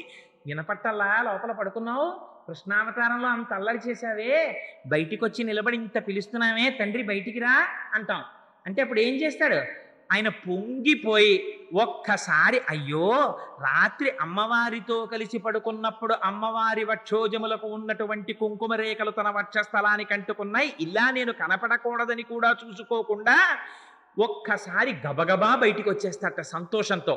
వచ్చేస్తే పైన కప్పుకున్నటువంటి ఉత్తరీయం జారి పడిపోతుంది. ఇది దర్శనం చెయ్యమని చేయిస్తారు, అందుకు సుప్రభాతం. ఇది చేస్తే అదిగో ఆ ఉత్తరీయం జారిపోతుంటే అప్పుడు ఆయన యొక్క నల్లని శరీరం మీద అమ్మవారి యొక్క కుచములకు అద్దుకున్నటువంటి ఎర్రని కస్తూరి రేఖలతో కూడినటువంటి నీ వక్షస్థలం నాకు దర్శనం అయిపోతోంది తండ్రి, నీకు దృష్టి దోషం తగులుతుందేమో, కప్పేయి ఉత్తరీయంతో కప్పేయి. విజయీ భవ వెంకట శైలపతే సచతుర్ముఖ షణ్ముఖ పంచముఖ ప్రముతాకిల దైవత మౌళిమణే శరణాగత వత్సలసారనిదే పరిపాలయ మాం వృష శైలపతే అని స్తోత్రం చేస్తాం. తండ్రి నువ్వు శరణాగత వత్సలసారనిధే, అక్కడికొచ్చి గోవిందా గోవిందా గోవిందా అన్నామని అమ్మతో కలిసి ఆ వక్షస్థలం చూపించకూడని రీతిలో ఉత్తరీయం జారిపోతుండగా వచ్చేసావా అని దర్శనం చేసి పొంగిపోతే, ఏం పర్వాలేదురా నువ్వేం చెప్దాం అనుకుంటున్నావో చెప్పు అని నిలబడి తను కూర్చుంటే వచ్చినవాడు కనపడడేమో అని కూర్చోను కూడా కూర్చోడు మహానుభావుడు, నిలబడి దర్శనమిస్తే పొంగిపోయి ఆయన యొక్క సౌజన్యానికి, స్వామి ఇంకా నా జీవితంలో ఇంకొక చోటికి వెళ్ళను, అజ్ఞానినా మయా దోషాన శేషాన్ విహితాన్ హరే క్షమస్వత్వం శేషశైల శిఖామణి. ఎన్ని దోషాలు చేశానో తండ్రి క్షమించవయ్యా అని ఆయన పాదాల మీద పడిపోతాం. అందుకని ఒక్క సుప్రభాతం టిక్కెట్టును అడ్డు పెట్టి తెల్లవారుజామున లేపి తన సన్నిధానంలో నిలబెట్టి మీరు నించున్నారనేటటువంటి పుణ్యాన్ని 10 మాటలు గుండెలు బాధేసుకుంటాట. వాడు నా కోసమని ఒక రాత్రి లేచిపోయాడు తెలుసా, తలస్నానం చేసేసాడు శీతాకాలంలో, 1 గంటకు వచ్చేసాడు, నా గుళ్ళో నిలబడ్డాడు, లోపలికి వచ్చాడు, సుప్రభాతం పాడుతుంటే ఇలా నమస్కారం పెట్టాడు, నిద్ర వస్తుంటే పాపం ఆవలింతలు వచ్చినా కన్ను పడిపోకుండా అలా నించున్నాడు. ఆ తర్వాత నాకు దర్శనం ఇస్తే నా దర్శనం చేసుకుని పొంగిపోతూ ఇంటికి వెళ్ళిపోయాడు. వాడికి నేనేమి ఇవ్వగలను అని పొంగిపోతాట అని అంత సులభ సాధ్యుడై 1 రూపాయి తను పుచ్చుకుని మీ పాపరాశిని ధ్వంసం చేస్తానని ప్రతిజ్ఞ చేసి వచ్చిన వాడు కనుక ఆయనకి వెంకటాచలపతి, ఇంకొక పేరు పెట్టలేదు. అలా చేశాడా అండి అసలు? మరి అలాంటి కొండ పెట్టిన తర్వాత అలా జరిగిందా అని మనకు అనుమానం వస్తుందని పెద్దలు ఒక గొప్ప ఆఖ్యానం చెప్తారు. దానికి అసలు వెంకటాచలం అన్న పేరు రావడం వెనకాతల ఉన్న కథ చెప్తారు. అది పరమపావనమైనటువంటి కథ. అందులో పురాణాంతర్గతంగా వ్యాస భగవానుడు చెప్పినవి ఏవీ కల్పితములు అబద్ధములు ఉండవు. పూర్వకాలంలో పురంధరో నామ సోమయాజీ దృఢవ్రత, పూర్వకాలంలో పురంధరుడు అనబడేటటువంటి ఒక సోమయాజి ఉండేవాడు. ఆయన త్రికాల సంధ్యావందనం చేసేవాడు. భగవంతుణ్ణి అర్చించడం, ఇంట్లో నిత్యాగ్నిహోత్రం, దొరికిన దానితో తృప్తిగా జీవితాన్ని గడుపుకోవడం తప్ప వేరొకటి తెలియనటువంటి మహాభక్తుడు. అటువంటి వాడికి చాలా కాలం సంతానం కలగలేదు. భగవంతుణ్ణి అర్చించాడు. చిట్ట చివరికి దైవేన పూర్వపుణ్యేన వృద్ధోస్యాస్య సుతోభవత్, బాగా వృద్ధాప్యం వచ్చేస్తున్నటువంటి సమయంలో ఒక కుమారుడు జన్మించాడు.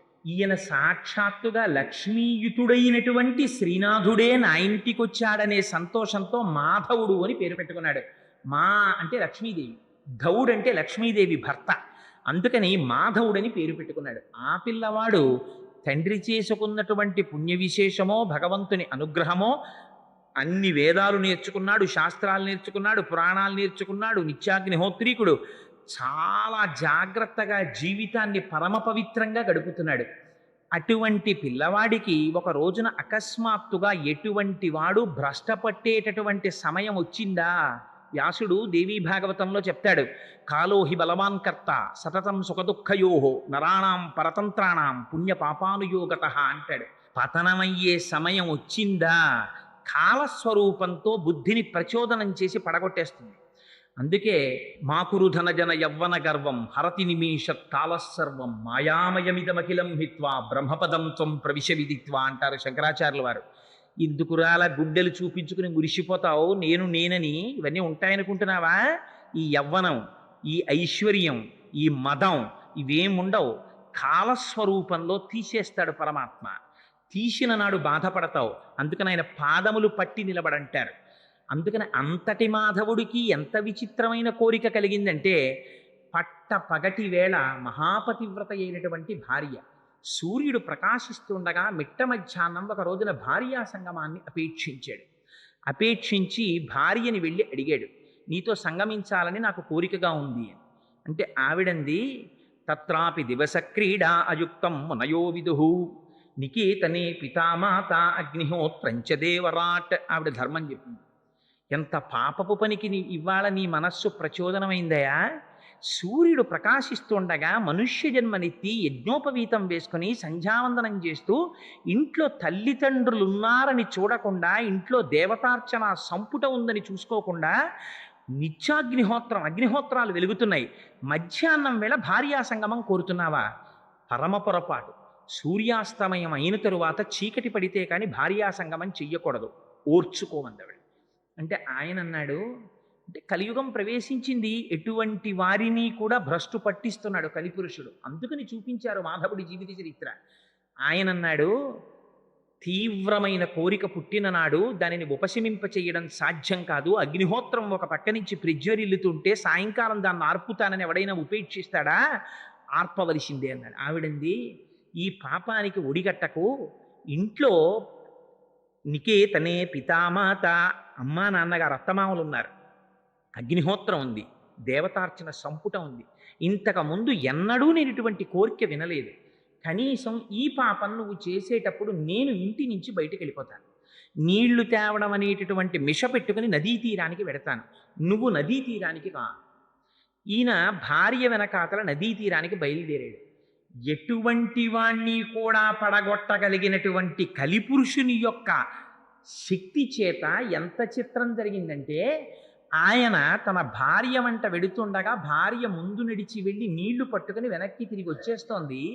ఈయన అన్నాడు, నేను లోపల ధర్మ విచారణ చేశాను, నా మనస్సు తప్పుత్రమ పట్టింది, నేను నదీ స్నానం చేసి సంధ్యావందనం చేసి వస్తాను, నువ్వు ఇంటికి వెళ్ళిపో అన్నాడు. అంటే ఆవిడ నమ్మింది, ఇంటికి వెళ్ళిపోయింది. ఈయన అక్కడ కళ్ళు తాగుతూ కూర్చున్నటువంటి సాక్షాత్తుగా యమధర్మరాజు గారి సోదరా అన్నట్టుగా ఉన్నటువంటి బొగ్గు లాంటి ఒక వనితని చూశాడు. ఆవిడ పేరు కుంతల. ఆవిడ అప్పుడే గోమాంసం తిని కళ్ళు తాగుతోంది.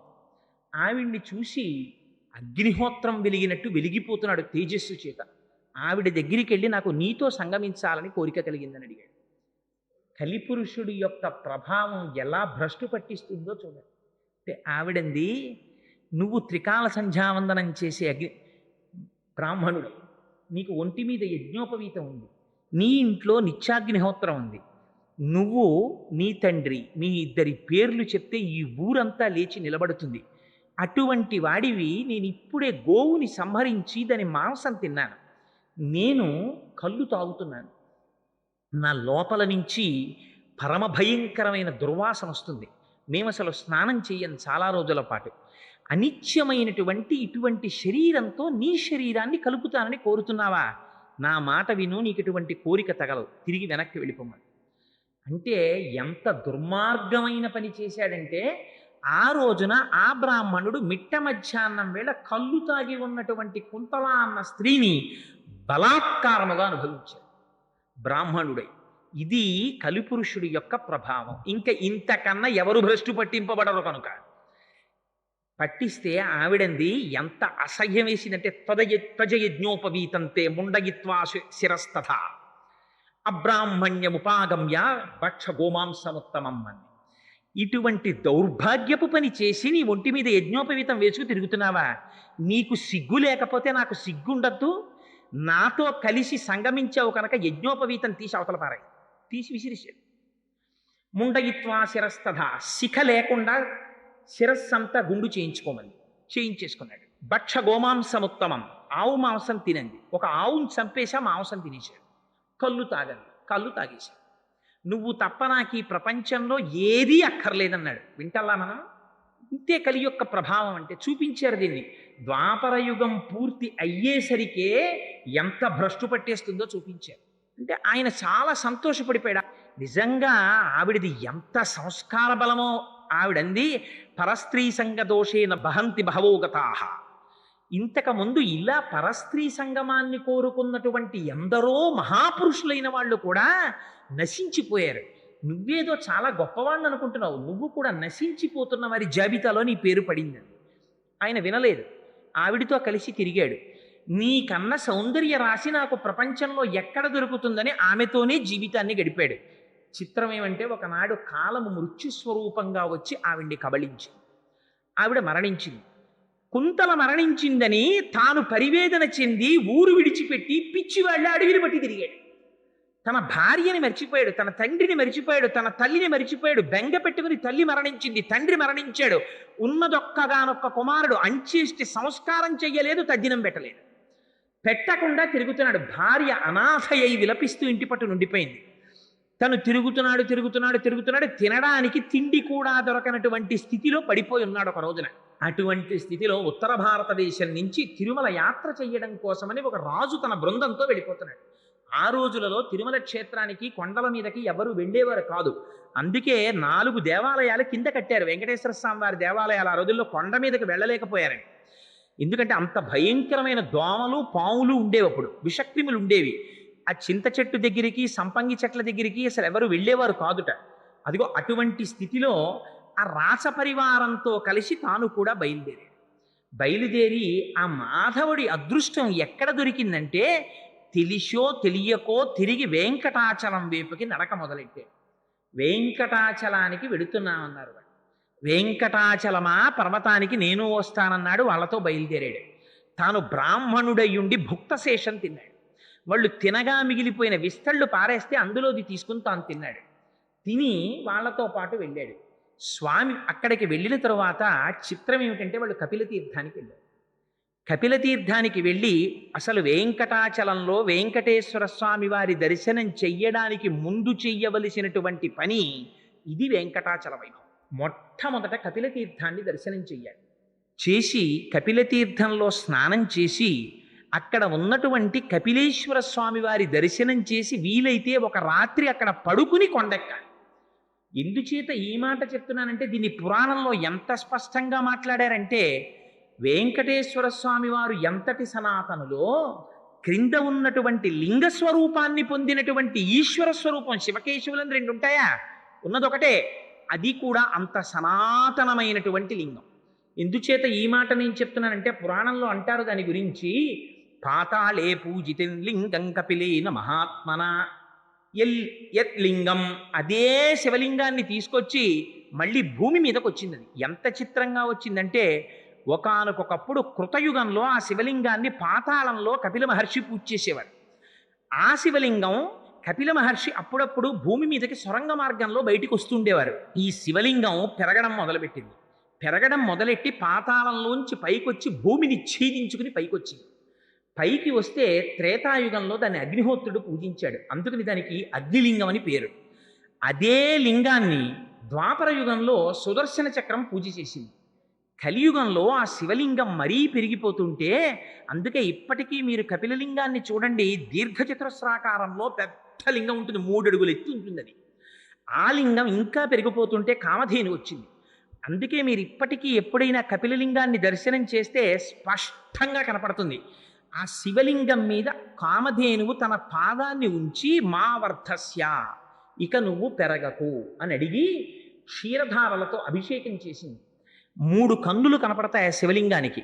సజ్జోజాత అఘోర తత్పురుష వామదేవ ఈశానములనేటటువంటి 5 ముఖాలతో ఉంటుంది. అటువంటి శివలింగం, ఆ శివలింగానికి అక్కడ ఉన్నటువంటి ఆ బిలానికి ఉన్నటువంటి గొప్పతనం, తద్బిలం కాపిలం తీర్థం సర్వపాప ప్రణాశనం.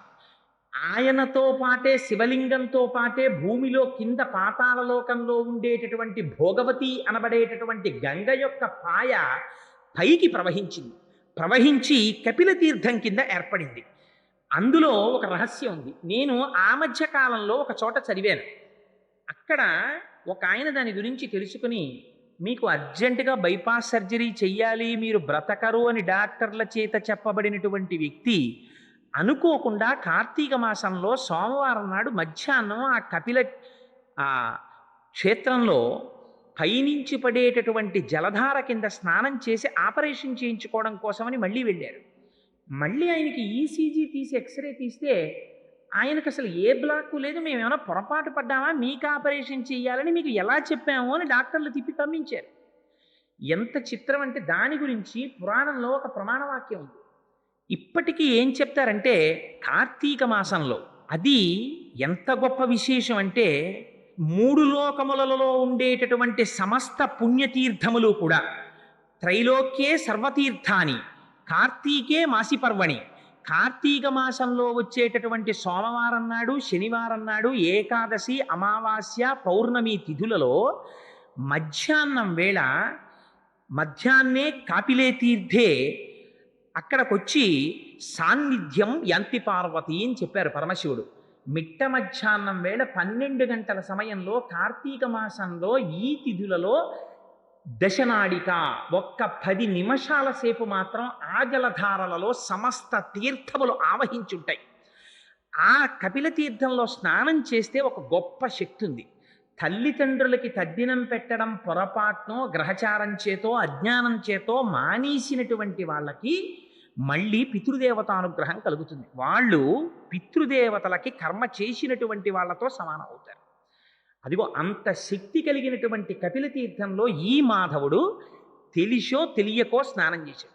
స్నానం చెయ్యగానే ఆయన ఇంతకాలం తల్లిదండ్రులకి అంచేష్టి సంస్కారం చెయ్యకపోవడం చేత కలిగినటువంటి పాపము దహింపబడి పితృదేవతలు సంతోషించారు. ఆ రాత్రి ఆయన అక్కడ పడుకున్నాడు.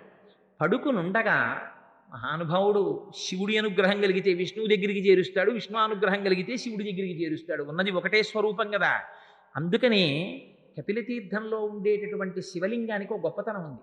ఆశ్వీజ మాసంలో వచ్చేటటువంటి పూర్ణిమా తిథి నాడు కపిలేశ్వర క్షేత్రంలో 250 కిలోల బియ్యాన్ని అన్నం వండుతారు. మీరు ఇప్పటికీ కావాలంటే వెళ్ళి చూడొచ్చు. 250 కిలోల బియ్యాన్ని అన్నం వండి ఆ అన్నాభిషేకం అని అన్నంతో అభిషేకం చేస్తారు శివలింగానికి. చేసి దాని మీద మళ్ళీ ఓ శివలింగం కడతారు. కట్టి పొట్లకాయలు, గుమ్మడికాయలు, వంకాయలు ఇవన్నీ ఉప్పు కారాలు వెయ్యకుండా నీటిలో ఉడికించి తీసి శివలింగం మీద త్రిశూలంగా ఢమరుకగా వీటినన్నింటినీ అలంకారం చేస్తారు. సాయంకాలం అయిన తరువాత పైన పెట్టిన శివలింగాన్ని ఉద్వాసన చేసి తీసుకొచ్చి నీటిలో కలిపేస్తారు. కపిలతీర్థంలో అన్నస్వరూపంతో అభిషేకం చేయబడినటువంటి ఆ అన్నాన్ని తీసి కూరలతోటి పులుసుతోటి కలిపి తీసుకొచ్చి ఆ ప్రసాదాన్ని భక్తులకు ఇస్తారు. ఆశ్వీయుజ శుద్ధ పౌర్ణమి నాడు కపిలతీర్థంలో అన్నాభిషేకం చేయబడిన ప్రసాదం తిన్నవాడికి ఎంత భయంకరమైన గ్రహదోషం ఉండనివ్వండి, అంత గొప్ప శక్తి కపిలలింగానికి చేయబడినటువంటి అన్నాభిషేకానికి ఉంది. మళ్ళీ అంత శక్తి ఎక్కడుందో తెలుసా అండి? పుష్యమాసంలో పౌర్ణమి ముందు వచ్చేటటువంటి శుక్రవారం నాడు ఆ కపిలేశ్వర స్వామి వారి యొక్క శక్తి స్వరూపమైన కామాక్షి అమ్మవారికి అంత అలంకారం తీసేసి చీర కూడా చందనంతో కట్టేస్తారు. గంధంతో చీర కట్టేస్తారు, గంధంతో అంచులు పెడతారు, గంధంతో జాకెట్ పెడేస్తారు, గంధంతోటే అలంకారం అంతా చేసేస్తారు. అమ్మవారిని అలా దర్శనం చేస్తే సమస్త పాపములు నశిస్తాయి. అంత గొప్ప క్షేత్రం కపిలతీర్థ క్షేత్రం. కపిలతీర్థం ఎంత గొప్ప క్షేత్రమో మీకు ఒక్క మాటలో చెప్పాలంటే, రాజేంద్ర చోళుడికి కలలోకి వచ్చారు స్వామివారు. కలలోకి వచ్చి ఇక్కడ సోమస్కంధమూర్తి ప్రతిష్ఠ చెయ్యమన్నారు. మీకు ఒక్క కపిలతీర్థంలోనే సోమస్కందుడు దర్శనమిస్తాడు. సా ఉమా స్కంధ ఒకే పీఠం మీద పరమేశ్వరుడు కూర్చుంటాడు, పార్వతీదేవి కూర్చుంటుంది. ఇంత బ్రహ్మణ్య జ్ఞానము కలిగినటువంటి సుబ్రహ్మణ్యుడు ఆడుకుంటూ పిల్లవాడిలా కాళ్ళు చేతులు పైకెత్తి ఆడుకుంటూ కనపడతాడు. ఒక పీఠం మీద ఉంటారు. అలా ఉంటే దాన్ని సోమస్కంధమూర్తి అంటారు. అక్కడ ఉన్న కాలభైరవుడు సంతాన రక్షక కాలభైరవుడు అని పేరు. పిల్లలకు ఏదైనా అనారోగ్యం వస్తే కపిలతీర్థంలో కాలభైరవుడిని దర్శనం చేస్తారు.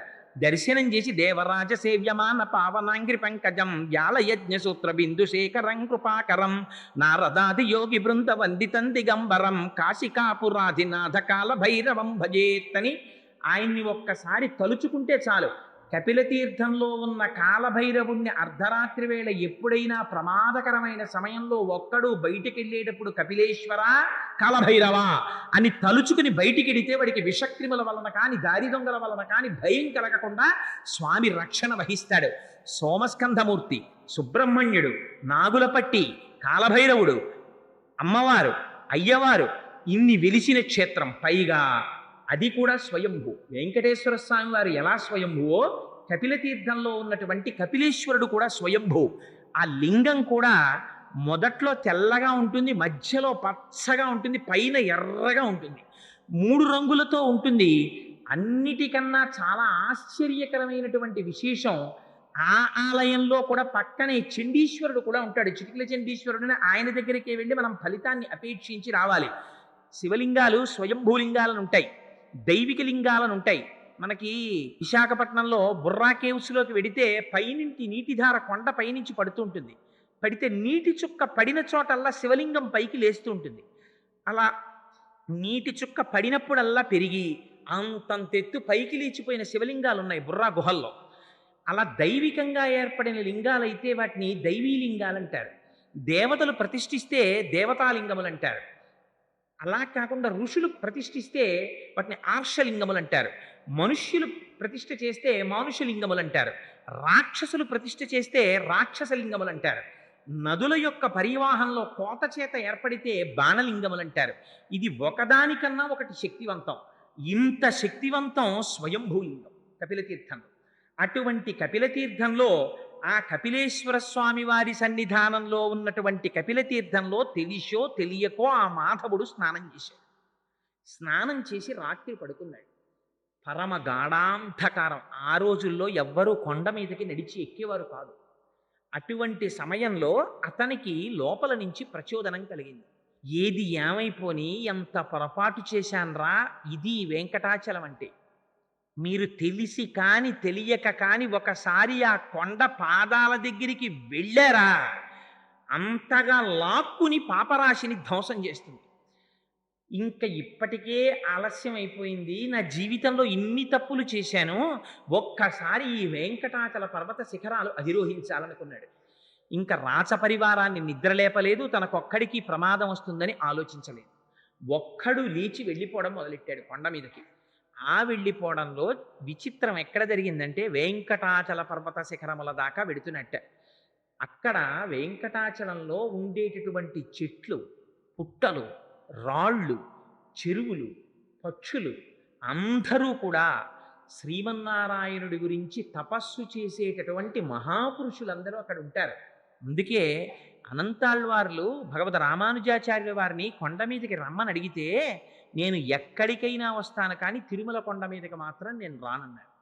అదేమి గురువుగారు అలా అంటున్నారు, ఒక్కసారి కొండ మీదకి రమ్మని అడిగితే, తిరుమల క్షేత్రం అంతా, కొండలు కొండలంతా, అదంతా సాలగ్రామమయం, వాటిని నా పాదాలతో తాకను, నేను రానన్నారు. అంటే అలా కాదు, మీరు వచ్చి తీరవలసిందే అని పట్టుపట్టారు. పట్టుపడితే రామానుజులు కొండ ఎలా ఎక్కారో తెలుసా అండి? కింద శరీర శోధనం చేసి, శరీర శోధనం అంటే కాలకృత్యములను కింద తీర్చుకుని, ఈ పాదములకి 2 తాళ్ళు తీసుకుని తాళ్ళు కట్టి, ఈ 2 తాళ్ళు భుజాల నుంచి వెనక్కి తిప్పి కంఠం వైపు నుంచి వెనక్కి వేసి ముడేసేసుకుని, పొరపాటున కూడా పాదం వెనక్కి పడకుండా మోకాళ్ళు కొట్టుకుపోతుండగా ఆ మోకాళ్లతో డేకుతూ పర్వతం ఎక్కారు. ఎక్కి పైకెక్కి అక్కడ ఉండేటటువంటి ఆచారాల్ని, సంప్రదాయాల్ని, అక్కడ జరిగే పూజా విధానాన్ని, వైఖానసులు అర్చన చెయ్యాలి కాబట్టి ఆయనేం వైఖానసుల జోలికి వెళ్ళలేదు. వైఖానసులే అర్చన చేసేటట్టుగా అక్కడ ఆచార సాంప్రదాయాలన్నింటినీ ఏర్పాటు చేసి తిరిగి వచ్చేస్తుంటే అనంతాళ్వార్లు అడిగారు, నాకు మీ విగ్రహం కావాలని. అప్పుడు రామానుజాచార్యుల వారి విగ్రహం చేయించి రామానుజులు కౌగిలించుకుని ఇచ్చారు. అందుకే మీకు భారతదేశంలో ఎక్కడ రామానుజుల మూర్తి అంత యవ్వనంలో ఉన్న మూర్తి తిరుమలలో ఉన్నది తప్ప ఇంకొకటి కనపడదు. అది ప్రతిష్ఠ చేయబడి ఉంటుంది భాష్యకారుల సన్నిధి అని. సరే, అందుచేత అంత పరమపావనమైన కొండ కనుక చిత్రం ఏమిటో తెలుసా అండి? మారు రూపాలలో ఉన్నటువంటి దేవతలు, ఋషులు వీళ్ళందరూ ముక్కులు మూసుకున్నారట మాధవుడు వస్తుంటే. ఆయన చేసిన పాపరాశి చేత ఆ పాపముల ఫలితము పైకి దుర్వాసన కింద కొడుతోంది. ఈయన వెంకటాచలం యొక్క కొండ మీదకి వచ్చాడు. రాగానే వెంకటాచలం మీద ఇలా పాదం పెట్టాడంతే. అందుకే దానికి ఇంకొక పేరు లేదు. తెలియక వెంకటేశ్వరుడు వెంకటేశ్వరుడు వెంకటాచలము అని దీర్ఘం తీసేస్తూ ఉంటారు. అసలు అందులో ఉన్న ఫలితం అంతా దీర్ఘంలోనే ఉంది. వేం కటతే వేం పాపం కటతే యస్మాత్ పాపదహన శక్తిత. వేం అంటే పాపం, కటతే అంటే తీసేయడం. ఏ కొండ మీద మీరు వెళ్ళి కాలు పెట్టినంత మాత్రం చేత మీరు ఏ తపస్సు చేయకపోయినా అప్పటి వరకు మీ శరీరమునకు పట్టిన సమస్త పాప రాశి ధ్వంసము చేయబడుతుందో అటువంటి శక్తి కలిగిన కొండకి వెంకటాచలం అని పేరు. ఆ వెంకటాచలమిత్యేవ నామదేవ స్తదాజగుహు అన్నారు. అందుకని ఆ పర్వతానికి మేము ఇంకొక పేరు పెట్టలేదు, దాన్ని వెంకటాచలము అనే పిలిచాం. అంత శక్తిని ఇచ్చినవాడు ఆ పైన కూర్చున్నాడు కనుక ఆయన పేరు వెంకటేశ్వరుడు. వేం పాపమును కటతి తీయగలిగినటువంటి ఈశ్వరుడు సర్వజగన్నియామకుడు లోపలున్నాడు. అంత శక్తి ఉన్నవాడు లోపలున్నాడని మీరు గుర్తుపట్టడానికే ఆలయం బయట శంఖనిధి పద్మనిధి ఉంటారు. అంటే ఈ బ్రహ్మాండములో ఎంత ఐశ్వర్యం ఉందని మీరు ఊహించగలరో అంతటి ఐశ్వర్యము తన స్వాధీనమునందున్నవాడు. అందుకని రాజద్వారానికి అటు ఇటు శంఖనిధి పద్మనిధి ఒకేలా ఉండేటటువంటి మూర్తులు ఉంటాయి. సరే, అదిగో అటువంటి వెంకటాచలం కొండ మీదికి వెళ్ళగానే ఆయనకున్నటువంటి పాపరాశి ధ్వంసమైపోయి మళ్ళీ యథాస్థితిని పొందాడు. పొందగానే చిత్రం ఏమిటంటే బ్రహ్మాది దేవతలు ప్రత్యక్షమయ్యారు. ప్రత్యక్షమై నువ్వింత తెగింపుతో ఈనాడు భయానికి వశుడువు కాకుండా వెంకటాచలం కొండ మీదకి వచ్చావు. అందుకే వెంకటాచలం కొండ ఎక్కడమే జీవితానికి అదృష్టం. తలనీలాలు ఇంకో చోట ఇవ్వకూడదా? తెలిసి ఇవ్వండి, తెలియక ఇవ్వండి.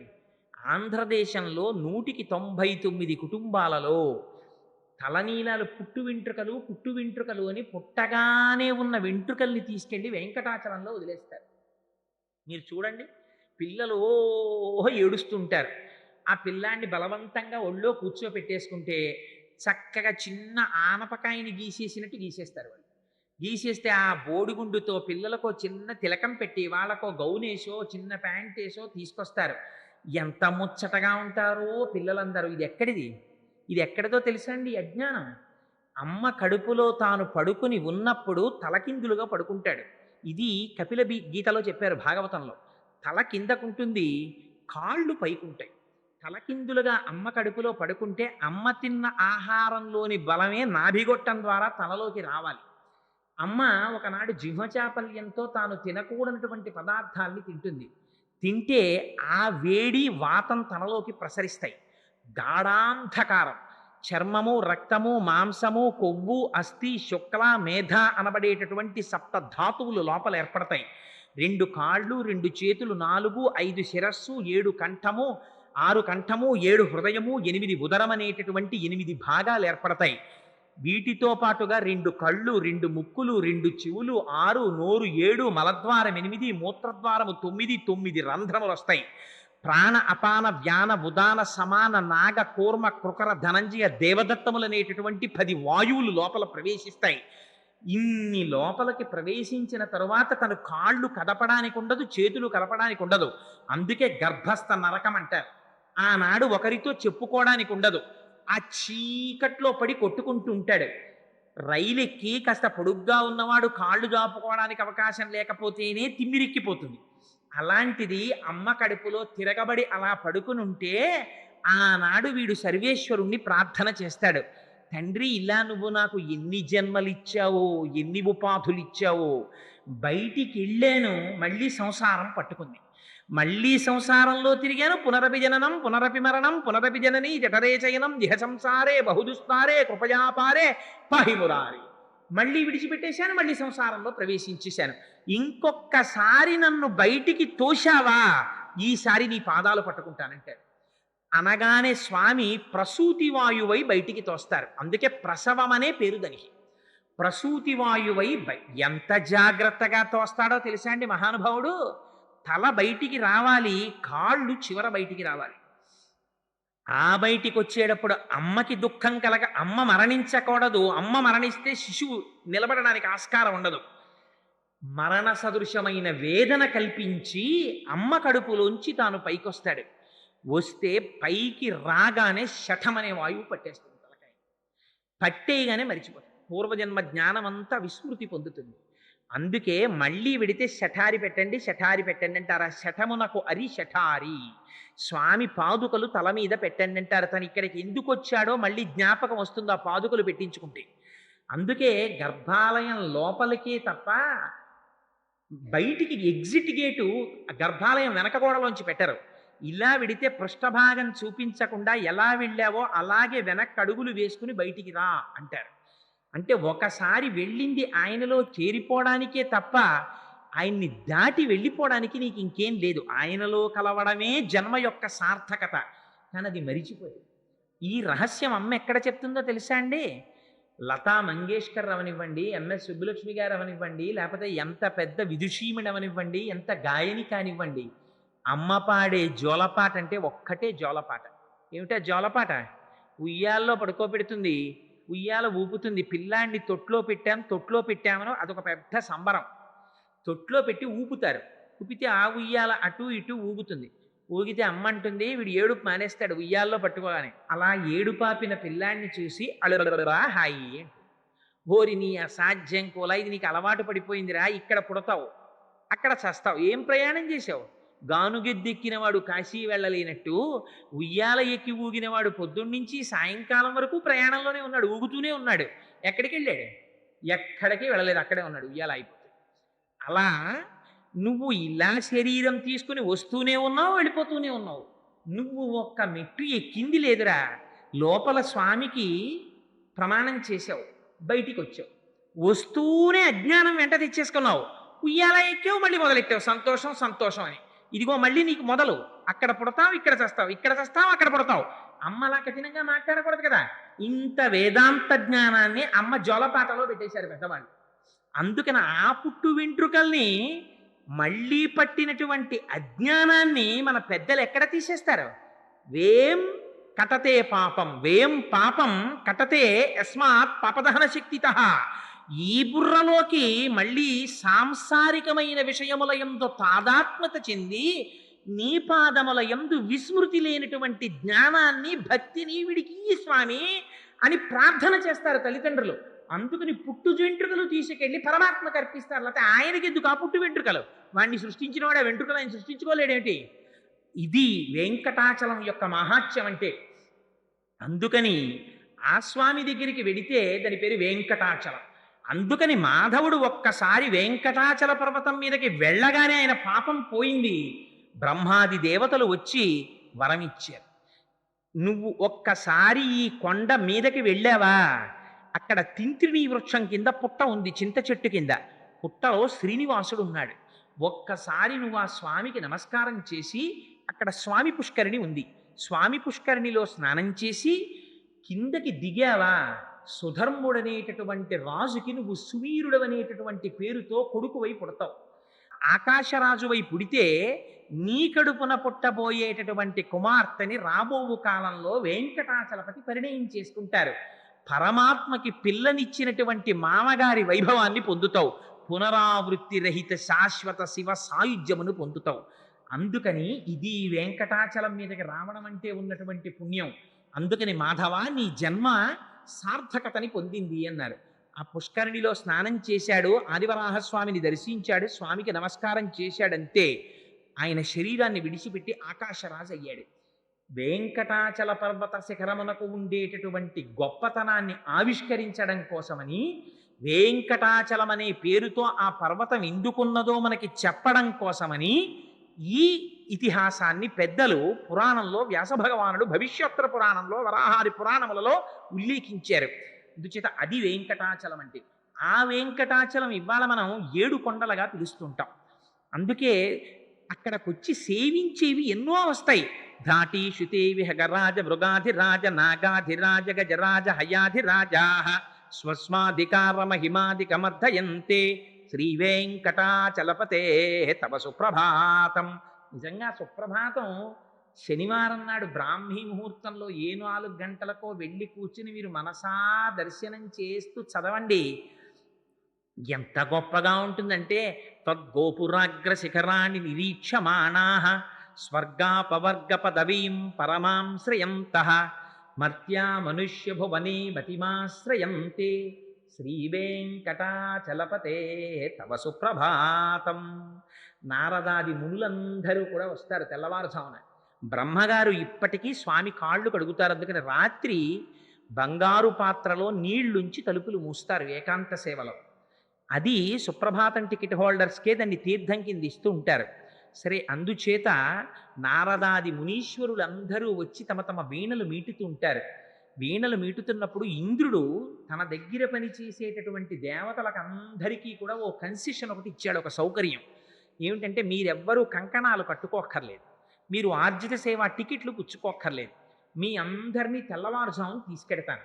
స్వామి పుష్కరిణిలో స్నానం చేసి ఒకసారి ప్రచ్ఛన్న రూపాలతో ఆనంద నిలయంలోకి వెళ్ళిపోదాం, సర్వేశ్వరుణ్ణి దర్శనం చేసుకుని వద్దురుగాని రెండంటే అని ఇంద్రుడు రోజు దేవతల్ని తీసుకొస్తాడు. లోపలికి వెళ్ళి దర్శనం చేసుకుని బయటికి వస్తారట. వచ్చిన తర్వాత ఇంద్రుడు అంటాడు, రండిరా పదండి, మీ మీ మీ ప్లేసెస్కి పదండి, ఇంకా మీ ఆఫీస్లో మీ సీట్లో పని చెయ్యాలి కదా, పదండి అంటాడు. అప్పటి వరకు వచ్చేస్తాం స్వామి, అలాగేనండి, తప్పకుండా తప్పకుండా అన్న వాళ్ళు అంటారట. వెళ్ళవా ఎవడొస్తాడు, నువ్వు వెళ్ళంటారట. అదేమిట్రో ఏకవచన ప్రయోగం చేస్తున్నావు, ఏం రానంటున్నావు, ఏమిటి నీ ధీమా అంటే వాళ్ళు అంటారట, గోపురాగ్ర శిఖరాన్ని నిరీక్షమాణాహ. నా దగ్గర పని చేస్తున్నావు కాబట్టి నీకు ప్రతిరోజు సుప్రభాత దర్శనం, నువ్వు కొలు వదిలేసావంటే నీకు దర్శనం ఉండదంటారట. అంటే వాళ్ళంటారట, పో ఎవడకు కావాలి, నువ్వు దర్శనం ఇప్పించకపోతే గోపురాగ్ర శిఖరాన్ని నిరీక్షమాణాహ. ఆ వైకుంఠం క్యూ కాంప్లెక్స్కి వెళ్ళిపోయేటప్పుడు మెట్లెక్కి కుడి పక్కకి తిరుగుతాం. తిరిగి వైకుంఠానికి వెళ్ళేటప్పుడు మీరు ఒక్కసారి అక్కడ నిలబడి ఇలా చూడండి, ఇలా ఇలా ఇలా ఇలాగా కెరటాలు వెడుతున్నట్టుగా వైకుంఠం క్యూ కాంప్లెక్స్ తాలూకా రూఫ్ అంతా కనపడుతూ ఉంటుంది. దాని మధ్యలో శీతాకాలంలో మంచు పొగొస్తున్నట్టుగా లోపల నుంచి ఆ వేయబడినటువంటి దీపముల యొక్క ప్రకాశం ప్రతిఫలిస్తుంటే పొగొస్తోందా అన్నట్టుగా ఆనంద నిలయ విమానం వెలిగిపోతూ దర్శనమిస్తుంది. వాళ్ళు అంటారట, ఎవడికి కావాలి నువ్వు దర్శనం ఇప్పించకపోతే, మాకు గోపురం చాలు. తద్గోపురాగ్రశిఖరాని నిరీక్షమాణాహ స్వర్గాపవర్గ పదవీం పరమాంశ్రయంత. మాకు అక్కర్లేదు ఆ పదవులు, వదిలవతల మారేస్తాం, మేము ఇక్కడ కూర్చున్న గోపురాలు చూస్తూ ఉండిపోతాం అంటారట. అది వెంకటాచలం, అది ఆయన యొక్క సౌందర్యం, అది ఆ అందం పరమాత్మది. అందుచేత అదిగో అటువంటి స్వరూపం కనుక ఆ స్వామి దర్శనం చెయ్యాలంటే ఇవాళ మనం అదే కొండని, కొండకున్న పేరు ఒక్కటే కొండ, కానీ మనం దాన్ని 7 కొండల పేర్లతో పిలుస్తాం. మనకి తెలిసి 7 కొండల పేర్లే, అసలు పురాణంలో దానికి ఎన్ని పేర్లు ఉన్నాయో తెలుసా అండి? అసలు దాని పేరు కనకాద్రి. కనకాద్రి అంటే చూడగలిగిన కంటితో చూడగలిగినటువంటి వాడికి ఆ కొండ బంగారు రంగులో మెరిసిపోతూ కనపడుతుంది. మనకెవ్వరికి కూడా అలా కనపడదు, ఆకుపచ్చగా చెట్లతో కనపడుతుంది. అలా కనపడుతుంది కాబట్టి దాని పేరు కనకాద్రి. కాదు కాదు, అసలు ఆ కొండ పేరు శ్రీనివాసాద్రి. శ్రీనివాసుడిగా స్వామి ఉన్నాడు అక్కడ. అక్కడ ఉన్న స్వామి ఫలితం ఇచ్చేటటువంటి వాడిగా వెంకటేశ్వరుడు, కానీ ఆయన పేరు శ్రీనివాసుడు. కానీ పక్కన మాత్రం అమ్మవారు ఉంటుంది. అది విచిత్రం. ఏకబేరమూర్తి అయి ఉంటారంటే పరబ్రహ్మమై శక్తియుతుడై ఉంటాడు. పక్కన అమ్మవారు ఉండక్కర్లేదు ఆయనకి, అమ్మ ఆయనతో కలిసే ఉంటుంది, లేకపోతే ఇంత పాపం ఎలా తీస్తున్నాడు?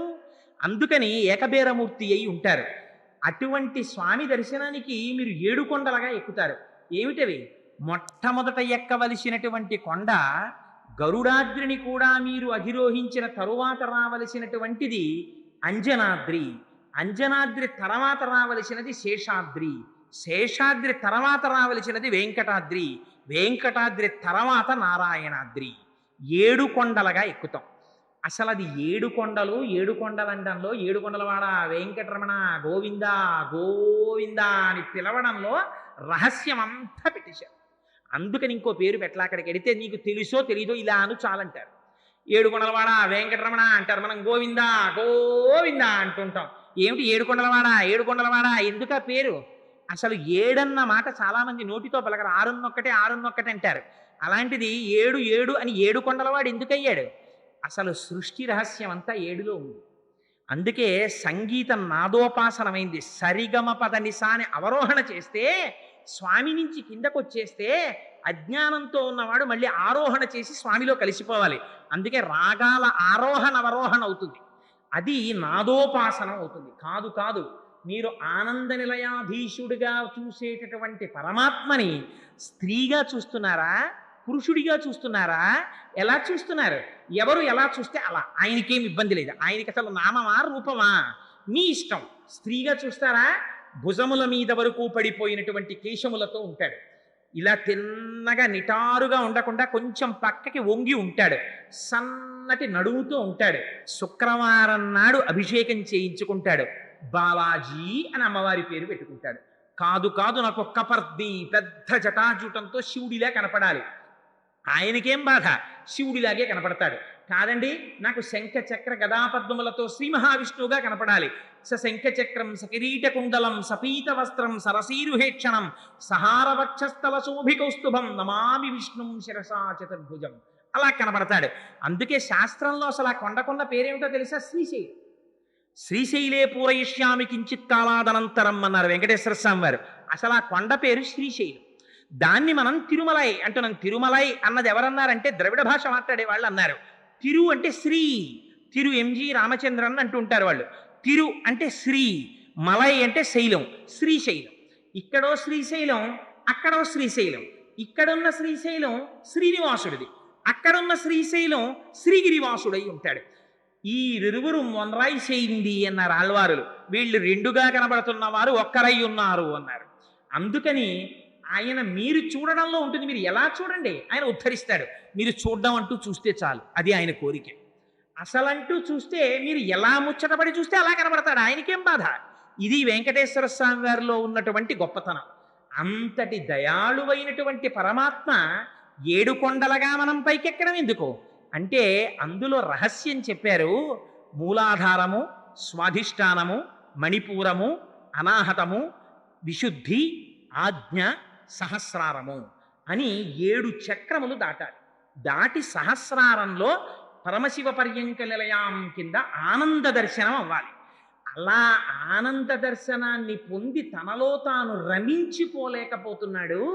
వీడి మనస్సు పరమాత్మ యందు నిలబెట్టలేకపోతున్నాడు కలి యొక్క ప్రేరణ చేత అని పరమాత్మ సులభ సాధ్యుడై ఇవాళ 7 కొండల మీద తాను నిలబడి, మనం కాళ్ళతో తొక్కుతూ వెళ్ళినా, చెప్పులతో తొక్కుతూ వెళ్ళినా, రైల్లో వెళ్ళినా, బస్సులో వెళ్ళినా, కారులో వెళ్ళినా, ఆఖరికి ఇవాల్టి రోజున కొండ మీద మలమూత్ర విసర్జన చేసినా మహానుభావుడు ఒప్పుకుంటున్నాడు. పాపరాశి పెరిగిపోతున్న కొద్దీ తనంత దయాళు అయిపోతున్నాడు. కొడుకు ఎంత అప్రయోజకుడైపోతే తండ్రి అంత బెంగ పెట్టుకున్నట్టు, వీణ్ణి రక్షించుకోవడానికి తండ్రి అంత ప్రయత్నం చేసినట్టు, ఎంతగా పాపమునందు లోకులు నిమగ్నత పొందితే అంతగా ఆయన దయ రోజు రోజుకి పెరిగిపోతుంది మహానుభావుడిది. అందుకని వెంకటాచలపతి అయ్యాడు, అది వెంకటాచలమైంది. అయితే ఈ 7 కొండలుగా ఎక్కడం వెనకాతల ఉండేటటువంటి రహస్యం వేరు. మీకు వృషాద్రి అంటే చెప్పాను. ఆ వృషభాసురుడు తపస్సు చేశాడు. వృషాద్రి కోరిన కోరికలను వర్షిస్తుంది కాబట్టి. నారాయణాద్రి, నారాయణుడు అనబడేటటువంటి ఒక మహాభక్తుడు తపస్సు చేశాడు కాబట్టి నారాయణాద్రి. పరమేశ్వరుడి యొక్క ఆ ఆనందాద్రిని, క్రీడాద్రిని గరుత్మంతుడు తీసుకొచ్చాడు కాబట్టి గరుడాద్రి. ఇలా దానికి పేర్లు వచ్చాయి. కాదు ఈ 7 కొండల దర్శనానికి వెళ్ళినప్పుడు శ్రీమాన్ శ్రీభాష్యం అప్పలాచార్య స్వామి వారు లోపల పొందినటువంటి అనుభూతిని, వారు చేసినటువంటి ప్రసంగంలో ఆ 7 కొండల్ని తాత్విక విచారణం చేశారు ఆయన. నాకు ఎంత ఆనందంగా ఉంటుందంటే, చంద్రశేఖర పరమాచార్యులు వారు ఒకసారి వెళ్ళారు, ఓసారి అంటే చాలా మాటలు వెళ్ళారు. వారు తిరుచానూరు గురించి ఒక ప్రసంగం చేశారు, తిరు ఈశానూరు అని ఒక ప్రసంగం చేశారు. మహాత్ముల యొక్క దర్శనం అంటే ఇలా ఉంటుంది కదా అనిపిస్తుంది మనకి. ఆయన అంటారు, మొట్టమొదట ఏ కొండ ఎక్కుతున్నారు మీరు మొదట ఎక్కే కొండకి వృషభాద్రి అని పేరు. వృషభం అంటే ఏమిటి? వృషభం అంటే ఎద్దు. ఎద్దు ఎవరికి వాహనం? ఎద్దు పరమశివుడికి వాహనం. ఎద్దంటే నిజంగా ఎద్దా? మంత్రంలో దానికి చత్వారి శృంగా త్రయో అస్య పాదా ద్వై శీర్షే సప్తహస్త సో అస్య త్రయీ భక్త వృషభ రోరవీతి మహాదేవో మర్త్యాగం అవివేశ అని. అది చత్వారి శృంగా, 4 కొమ్ములు. అవే పరా, పశ్యంతి, మధ్యమ, వైఖరి అనబడేటటువంటి 4 స్వరూపాలైనటువంటి శబ్దం. త్రయో అస్య పాదా భూత భవిష్యత్ వర్తమాన కాలములలో ఉంటుంది. త్రయీబద్ధ 3 చోట్ల కట్టబడుతుంది, నాభి, కంఠము, ఉదరము. త్రయీబద్ధ వృషభ అటువంటిది. సప్తహస్త విభక్తులు, 7 విభక్తులు. ఈ శబ్దము ఏదైతే ఉందో ఆ శబ్దము వేదమును సూచిస్తుంది. మనకి మన సనాతన ధర్మంలో ప్రమాణం ఏదో తెలుసా అండి? కన్ను ప్రమాణం కాదు. నీ కన్ను చూసిన దాన్ని ఏది నిర్ణయించాలి? బుద్ధి నిర్ణయించాలి. బుద్ధి అన్ని వేళలా నిర్ణయాత్మకమైనటువంటి శక్తిని పొంది ఉండదు. కొండ మీద పొగ కనపడింది అనుకోండి, మంచు అంటుంది. మంచు కనపడింది అనుకోండి, పొగ అంటుంది. దొంగ కనపడింది అనుకోండి, దొంగ అంటుంది. దొంగ కనపడ్డాడు అనుకోండి, దొంగ అంటుంది. కాదు కాదు, ఒకనాడు తాడు కనపడింది అనుకోండి, పావు అంటుంది. పావు కనపడింది అనుకోండి, త్రాడు అంటుంది. అందుచేత మీరు ఈ కంటితో చూసి ఈ బుద్ధితో నిర్ణయిస్తున్నవన్నీ కూడా ప్రమాణములా కావు. భగవత్ సంబంధమైనటువంటి విషయములో మనకి ప్రమాణము వేదమొక్కటే. వేదము ఏది చెప్పిందో అదే ప్రమాణం. అదిగో అటువంటి ప్రమాణమైనటువంటి వేదమును అంగీకరిస్తే తప్ప నువ్వు పరమాత్మ సన్నిధానానికి వెళ్ళడానికి అనర్హుడవు. వేద ప్రమాణమును అంగీకరించానని చెప్పి నమస్కారం చెయ్యడమే వృషభాద్రిని ఎక్కడం. వృషభాద్రిని ఎక్కితే రెండోది ఏది ఎక్కాలి? వృషాద్రిని ఎక్కాలి. వృషాద్రి అంటే ఏమిటి? మీరు వేదం చదువుకుని వేదము యొక్క ప్రమాణాన్ని అంగీకరించేస్తే సరిపోతుందా? సరిపోదు. వేదం ఏం చెప్తుంది? ధర్మం చెప్తుంది. ఏ ధర్మం చెప్తుంది? ధర్మం మారుతుంది, సత్యము మారదు. ఎందుకని? ఏకాదశి నాడు ఉపవాసం చెయ్యడం ధర్మం, ద్వాదశి నాడు అన్నం తినడం ధర్మం. కొడుకుగా తండ్రి దగ్గరికి వెళ్ళినప్పుడు పుత్రధర్మం, అన్నదమ్ముల దగ్గరికి వెళ్ళిచ్చినప్పుడు సోదర ధర్మం. పక్కింటి వారి స్త్రీ కనపడినప్పుడు తను పుత్రధర్మంగా నిలబడాలి, ఆవిడలో మాతృమూర్తిని చూసి. తన భార్య దగ్గరికి వెళ్ళినప్పుడు భర్తృధర్మం పాటించాలి. గురువు దగ్గరికి వెడితే శిష్యధర్మం పాటించాలి. తన ఉద్యోగానికి వెడితే సేవక ధర్మం పాటించాలి. ఎక్కడ తను ఏ ధర్మం పాటించాలో ఆ ధర్మం పాటించాలి. అంతే తప్ప ఒక ధర్మాన్ని ఒక ధర్మంతో కలగాపులగం చేయకూడదు. ఈ ధర్మాన్ని వైక్లభ్యం లేకుండా నువ్వు అనుష్ఠానం చేసిన నాడు ఆ ధర్మమే నిన్ను రక్షిస్తుంది. ధర్మో రక్షతి రక్షిత. నీ ధర్మాన్ని నువ్వు కాపాడుకుని అనుష్ఠానంలోకి తెచ్చుకోవాలి. ఇలా నీ ధర్మాన్ని నువ్వు అనుష్ఠానము చేస్తూ ఉండడమే వృషభాద్రి, తరువాత వృషాద్రి నిక్కుట. అందుకని వృషాద్రిని దాటి తరువాత దేంట్లోకి వెళ్ళాలి? గరుడాద్రిని ఎక్కాలి. గరుడుడంటే ఎవరు? దూరదృష్టి కలిగిన వాడు. గరుడు ఎంత ఆకాశంలో విహరిస్తూ ఉండనివ్వండి, ఎంత దూరంగా ఉన్నదాన్నైనా స్పష్టంగా చూస్తాడు. అందుకని ఆయన యొక్క అనుగ్రహం ఉందా? గరుత్మంతుణ్ణే వేదం కింద చెప్తారు. అందుకని గరుడుని యొక్క అనుగ్రహమును పొందుట అంటే దేన్ని పొందడం? వేదములో యువతల ఉన్న ధర్మాన్ని తాను నిరంతరము పాటిస్తూ వేదము యొక్క ఉత్తర భాగమైనటువంటి ఉపనిషత్తుల చేత ప్రతిపాదింపబడినటువంటి జ్ఞానం ఏదైతే ఉందో ఆ జ్ఞానాన్ని తాను పొందగలగడం, ఆ జ్ఞానాన్ని తను తెలుసుకోవడం, ఇది గరుడాద్రిని అధిరోహించుట. గరుడాద్రి దాటితే దేనికి వెళ్ళాలి? అంజనాద్రికి వెళ్ళాలి. అంజనము అంటే ఏమిటి? ఇంతకు ముందు మీకు కనపడని వస్తువు కనపడేటట్టు చేసేదానికి అంజనం అని పేరు. ఆయన కళ్ళకి అంజనం పెట్టుకున్నాడు ఏంటంటే చీకట్లో చూస్తున్నాడంటారు. అంజనం పెట్టుకుంటే ఏమవుతుంది? ఎవ్వరికీ కనపడని వస్తువు మీకు కనపడుతుంది. ఇప్పుడు ఏమైంది? వేదములో ఉండేటటువంటి పూర్వభాగమైనటువంటి ధర్మమును కర్మమును మీరు ఆచరిస్తే, ఉత్తర భాగమైనటువంటి జ్ఞానమును అనుభవానికి తెచ్చుకుంటే, ఆ జ్ఞానమునందు ప్రవేశిస్తే, దాని చేత మీరు అది అనుష్ఠాన పర్యంతములోకి రావాలి. కాబట్టి నిరంతరము రక్షింపబడడానికి ఒక మంత్రాన్ని ఉపదేశం పొంది గాయత్రి వంటి మంత్రముల చేత నిరంతరము లోపల ఉండేటటువంటి ఆత్మదర్శన ప్రయత్నశీలుడైనటువంటి వ్యక్తి ఎవరుంటాడో అటువంటి వ్యక్తి గరుడాద్రిని అధిరోహించినవాడు. ఇలాంటి గరుడాద్రిని అధిరోహిస్తే తర్వాత కొండ ఏది ఎక్కుతాడు? శేషాద్రిని ఎక్కుతాడు. శేషుడెవరు? నిరంతరం స్వామి దగ్గర ఉంటాడు, శేషమై ఉంటాడు. ఆయనకి ఏం కోరిక ఉండదు, ఆయనకి ఎప్పుడు భగవంతుణ్ణి వహించడమే. శేషుడు ఏం చేస్తాడు? పడుకుంటే స్వామివారికి పరుపు అయిపోతాడు, స్వామివారు కూర్చుంటే కుర్చీ అయిపోతాడు. ఎప్పుడు స్వామివారికి మారి మారి మారి మారి సేవ చేస్తాడు. ఆయన తల పెట్టుకుంటే తలగడ అయిపోతాడు. ఆయన అవతారం తీసుకుని వస్తే ఒకసారి త్రేతాయుగంలో లక్ష్మణుడు అయ్యొచ్చాడు బెంగెట్టుకున్నట్ట. అయ్యో నేను లక్ష్మణుడిని అయ్యొచ్చాను, పెద్దవాడిగా పాపం కష్టాలన్నీ పరమాత్మ పడ్డారు, ఈ మాట కష్టాలన్నీ నేను పడతాను, అందుకని నేను పెద్దవాడిగా పుడతానని బలమముగుల కలగ బలభద్రుడని లోక రమణుడగుట చేసి రాముడనియు సతికి పుట్టె గర్భ సంకర్షణంబున సంకర్షణుడనటి ఘనుడు సుతుడు. ఒకసారి బలరాముడిగా వచ్చాడు ఆయన. అందుకని ఎప్పుడూ పరమాత్మని విడిచిపెట్టకుండా ఆయన వెంట తిరిగి సేవ చేస్తుంటాడు. ఇదే పానీయంబులు త్రాగుచున్ కొడుచుచున్ భాషించుచున్ హాసలీలా నిద్రాదులు చేయుచున్ తిరుగుచున్ లక్షించుచున్ సంతత శ్రీనారాయణ పాదపద్మ యుగళీ చింతామృతాస్వాద సంతానుండై మరచన్ సురారిసుకుడే తద్విశ్వముంధువర. ఏది చేస్తున్నా ఆ భగవంతుడి సేవగా చేస్తూ పొంగిపోతూ చేసిన వాడికి ఫలమునందు అపేక్ష ఉండదు. ఒకసారి సంకల్పం చేస్తాడు, సర్వేశ్వరుడికి నమస్కారం చేసుకుంటాడు, బయలుదేరుతాడు. ఫలితం వచ్చిందా సంతోషిస్తాడు, ఫలితం రాలేదా ఫలితం రాలేదని అనడు. మీరు అది జ్ఞాపకం పెట్టుకోవాలి. తండ్రి సుశిక్షితుడైన కుమారుడు అనుకోండి, చాలా ధర్మం తెలిసిన కొడుకుని ఈ పని నువ్వు చెయ్యకు అన్నాడు అనుకోండి. కుమారుడు అడగడు తండ్రిని, నాన్నగారు ఈ పని నన్ను ఎందుకు చెయ్యొద్దన్నారండి అనడు. ఏమో మా నాన్నగారు నన్ను ఈ పని చెయ్యొద్దు అన్నారు అంటే ఆ పని నేను చెయ్యడం చేత నాకేదో ప్రమాదం పొంచి ఉందన్నమాట, అందుకే నన్ను నాన్నగారు ఆ పని చెయ్యొద్దు అన్నుంటారు అని వెళ్ళిపోతాడు. పింకివాడైన కొడుకు ఏం చేస్తాడు, నాకు నాన్నగారు చేయనివ్వలేదు, అది చేయనివ్వలేదు అంటాడు. అందుకని కర్మము యొక్క ఫలితాన్ని సంగము లేకుండా త్యాగము చేసినటువంటి భక్తుడు ఏది రానివ్వండి, ఫలితము తను అనుకున్నది రానివ్వండి, రాకపోనివ్వండి, మనస్సునందు కుంది భగవంతుడి పాదములు విడిచిపెట్టడు. ఇక్కడే మీకు తేడా వచ్చేస్తుంది. కామ్యముతో భగవంతుని ఆరాధన చేసిన వాడు తన కోరిక తీరలేదా భగవంతుడికి దూరం అయిపోతాడు. ఎందుకంటే నా కోరిక తీరలేదు, ఏమి నేను భగవంతుడి దగ్గరికి వెళ్ళేది, అధిక్షేపిస్తాడు. భగవంతుని యందు మనస్సు నిమగ్నమై ఉందనుకోండి, ఒకవేళ నిజంగా వాడి కోరిక తీరకపోయినా కోరిక తీరకపోవడంలో భగవంతుణ్ణి చూసుకుని ఆనందిస్తాడు. తుకారాం గారికి గయ్యాళి భార్య వచ్చింది. పరమాత్మ ఎంత అదృష్టవంతున్నయ్యా, గయ్యాళి భార్యని ఇచ్చావు, అందుకని నాకు సంసారం మీద మోహం లేకుండా పోయిందన్నాడు. తప్ప నాకు ఇంత గయ్యాళి భార్యని ఇచ్చావు, జీవితంలో సుఖశాంతులు లేకుండా చేసేసావు తండ్రి అని అనలేదు. తులసీదాసు గారికి భార్య లోయి ఒక్క మాటతో జ్ఞానాన్ని ఇచ్చింది.